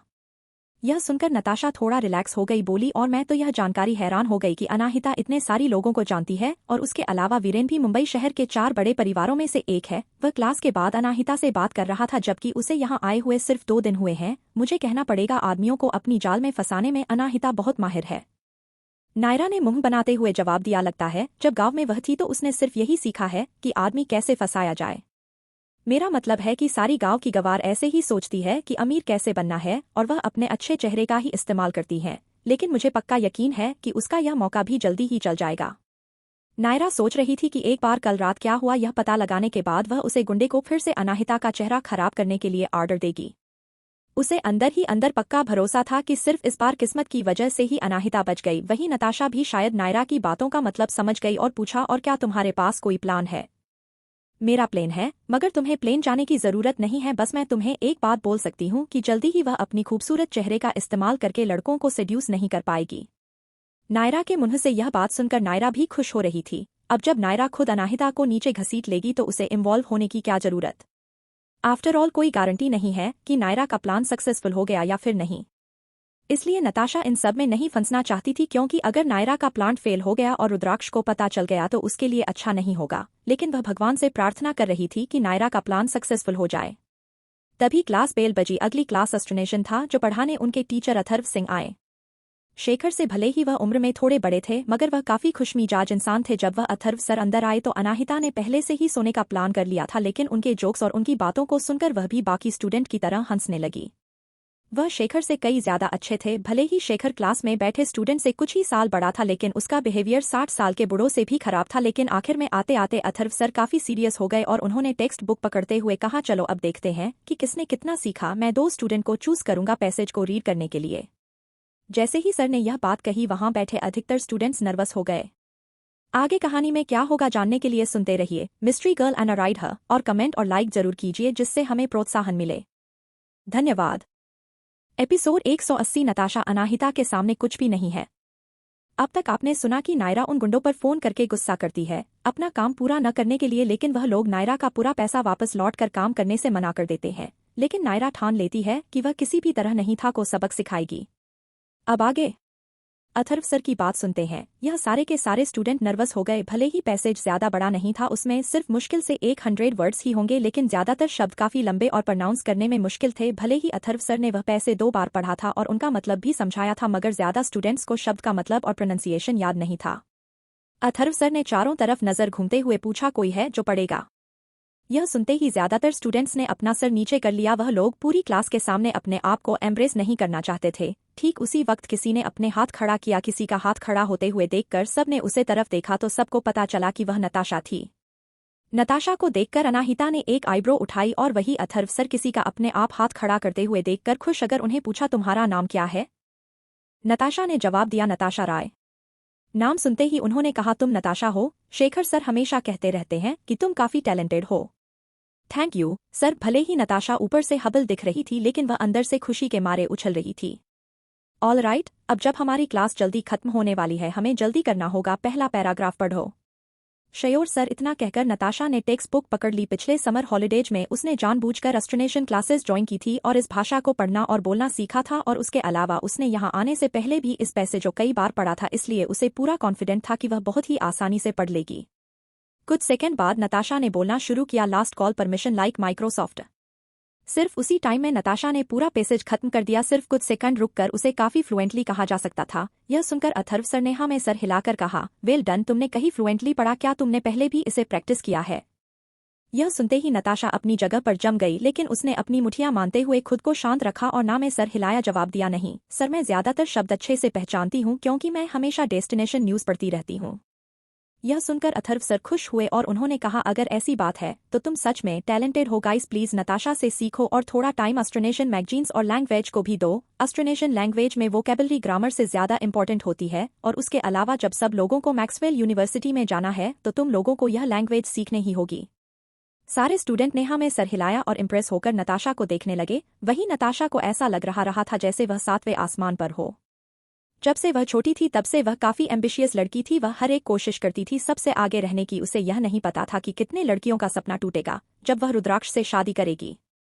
नताशा, अथर्व सर की आवाज से वह अपने होश में वापस आई और अथर्व सर की तरफ देखने लगी तो उन्होंने कहा, क्या तुमने सुना नहीं? मैं क्या कहा? तुम बैठ सकती हो। यह सुनकर नताशा एम्बेरेस हो गई और बैठ गई। ठीक अगले ही सेकंड अथर्व सर ने कहा, ऑल राइट, नताशा ने पहले पैसेज काफी अच्छे से पढ़ा है। कोई और है जो नताशा की तरह ही पढ़ना चाहेगा? सारे के सारे स्टूडेंट इंट्रोवर्ट थे और उन्होंने अपना सर नीचे कर लिया। अथर्व सर ने चारों तरफ घुमाया और जब उन्होंने देखा कि कोई अपना हाथों पर नहीं उठा रहा है तो उन्होंने नाम लिस्ट देखी और बोले, अगर तुम लोग नहीं उठा रहे हो तो मैं तुम लोग में से ही किसी को चुन लेता हूँ। उनकी इस बात को सुनकर कुछ नहीं कहा, लेकिन सबको इस बात की चिंता थी कि कौन वह अनलकी कौन इंसान होगा जिसे ऐसा करना होगा। आफ्टर ऑल, जिसे भी अथर्व सर कहोगे वह पैसेज रीड करते हुए खुद को नताशा के सामने एम्ब्रेस ही कर लेगा। इसकी वजह से सारे के सारे स्टूडेंट अपने दिल से दिल में सिर्फ एक ही प्रार्थना कर रहे थे, मेरा नाम ना हो, मेरा नाम ना हो। ठीक उसी वक्त तथा अथर्व सर ने एक नाम लिया और उन्होंने कहा, त्रिशा आहूजा। कौन है त्रिशा आहूजा? त्रिशा जो फ्रंट रो में बैठी हुई थी, अपना नाम सुनते ही डर गई। उसका पूरा शरीर कांपने लगा। इस सिचुएशन में वह बहुत बुरी तरह फंस चुकी थी। हे भगवान, सब लोगों को मेरा नाम ही क्यों लेना होता है? वह अपने मन में सोच रही थी और वह इतना डर गई, उसकी आंखें आंसुओं से भर गई जो किसी भी वक्त बाहर आ सकते थे। वहीं पीछे बैठी अनाहिता साइड से त्रिशा का चेहरा साफ देख सकती थी। उसकी भौहें आपस में सिकुड़ गई और त्रिशा के खड़े होने से पहले ही उसने अपने हाथ खड़ा करते हुए कहा, सर मैं पढ़ना चाहूंगी, क्या आप प्लीज अभी अपॉर्चुनिटी मुझे देंगे? यह आवाज सुनते ही नायरा और नताशा ने दोनों ने एक साथ मुड़कर पीछे देखा। जब उन्होंने देखा कि हाथ खड़ा करने वाला इंसान अनाहिता है तो उनके एक्सप्रेशन बिगड़ गए। उसके जैसी गांव की गवार इतने सारे लोगों के सामने एस्ट्रोनेशन क्यों बोलना चाहती है? कितनी से देश है। नताशा को ऐसा लगा कि अनाहिता उसे हराना चाहती है, लेकिन क्या उसके जैसा कोई इंसान उसे हर पाएगा? वह तो उसके पैरों की धूल के बराबर नहीं है। वही त्रिशा अनाहिता की तरफ देखते हुए समझ गई कि अनाहिता ने उसे बचाने के लिए ही अपना हाथ खड़ा किया है, जिससे वह लगभग रोने वाली थी। अनाहिता सबसे दयालु लड़की थी जिससे वह आज तक मिली थी, लेकिन उसे अनाहिता के लिए भी बुरा लग रहा, क्योंकि उसे लगा कि अगर अनाहिता पढ़ेगी तो उसे भी एम्बारासमेंट होगी, क्योंकि नताश में थोड़ी देर पहले बहुत अच्छे से उसे लैंग्वेज को पढ़ा था। वही वीरेन को भी यही लगता थी कि अनाहिता गांव से है, क्या वह फॉरेन की इतनी मुश्किल लैंग्वेज पढ़ पाएगी? तुम पढ़ना चाहती हो? अथर्व सर ने अनाहिता की तरफ देखकर मुस्कुराकर कहा। उनके हिसाब से ऑस्ट्रेनेशियन में सिर्फ बोलने की हिम्मत होनी चाहिए। कोई फर्क नहीं पड़ता कि आप कितने अच्छे से परफॉर्म करते हो या फिर कितनी बुरी तरह से, लेकिन आप में हिम्मत होनी चाहिए। इसलिए वह ज्यादातर स्टूडेंट्स के अंदर यही हिम्मत जागना चाहते थे। हाँ, अनाहिता ने हमें सर हिला दिया।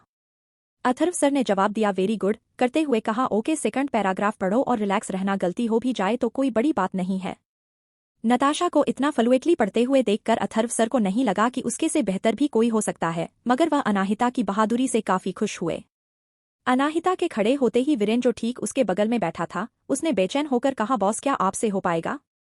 अगर आपसे नहीं हो रहा तो मैं आपकी मदद करता हूँ। मैं जब बच्चा था तो एब्रॉड में ही मैं पढ़ाई की है। लेकिन अनाहिता ने ना में सर हिला दिया, लेकिन टेक्स्ट बुक उठते ही वह अपनी जगह पर जम गई। जैसे ही नायरा ने अनाहिता के रिएक्शन देख उसने मजाक उड़ाते हुए कहा, अनाहिता क्या तुम्हें पता भी है कि पहला वर्ड कैसे पढ़ा जाता है? नायरा को इग्नोर करते हुए अनाहिता ने अथर्व सर की तरफ देखा और पूछा, आई एम सॉरी सर, मगर आपका लेक्चर थोड़ी देर पहले बहुत इंटरेस्टिंग था। क्या आप मुझे बता सकते हैं कि आप किस पेज पर आर्टिकल पढ़ने के लिए कह रहे थे? उसका सवाल सुनते ही अथर्व सर हैरान हो गए और उन्हें समझ नहीं आया कि कैसे जवाब दे। उन्होंने सोचा कि वह एक अच्छी स्टूडेंट है, लेकिन उसे तो पेज नंबर भी नहीं पता।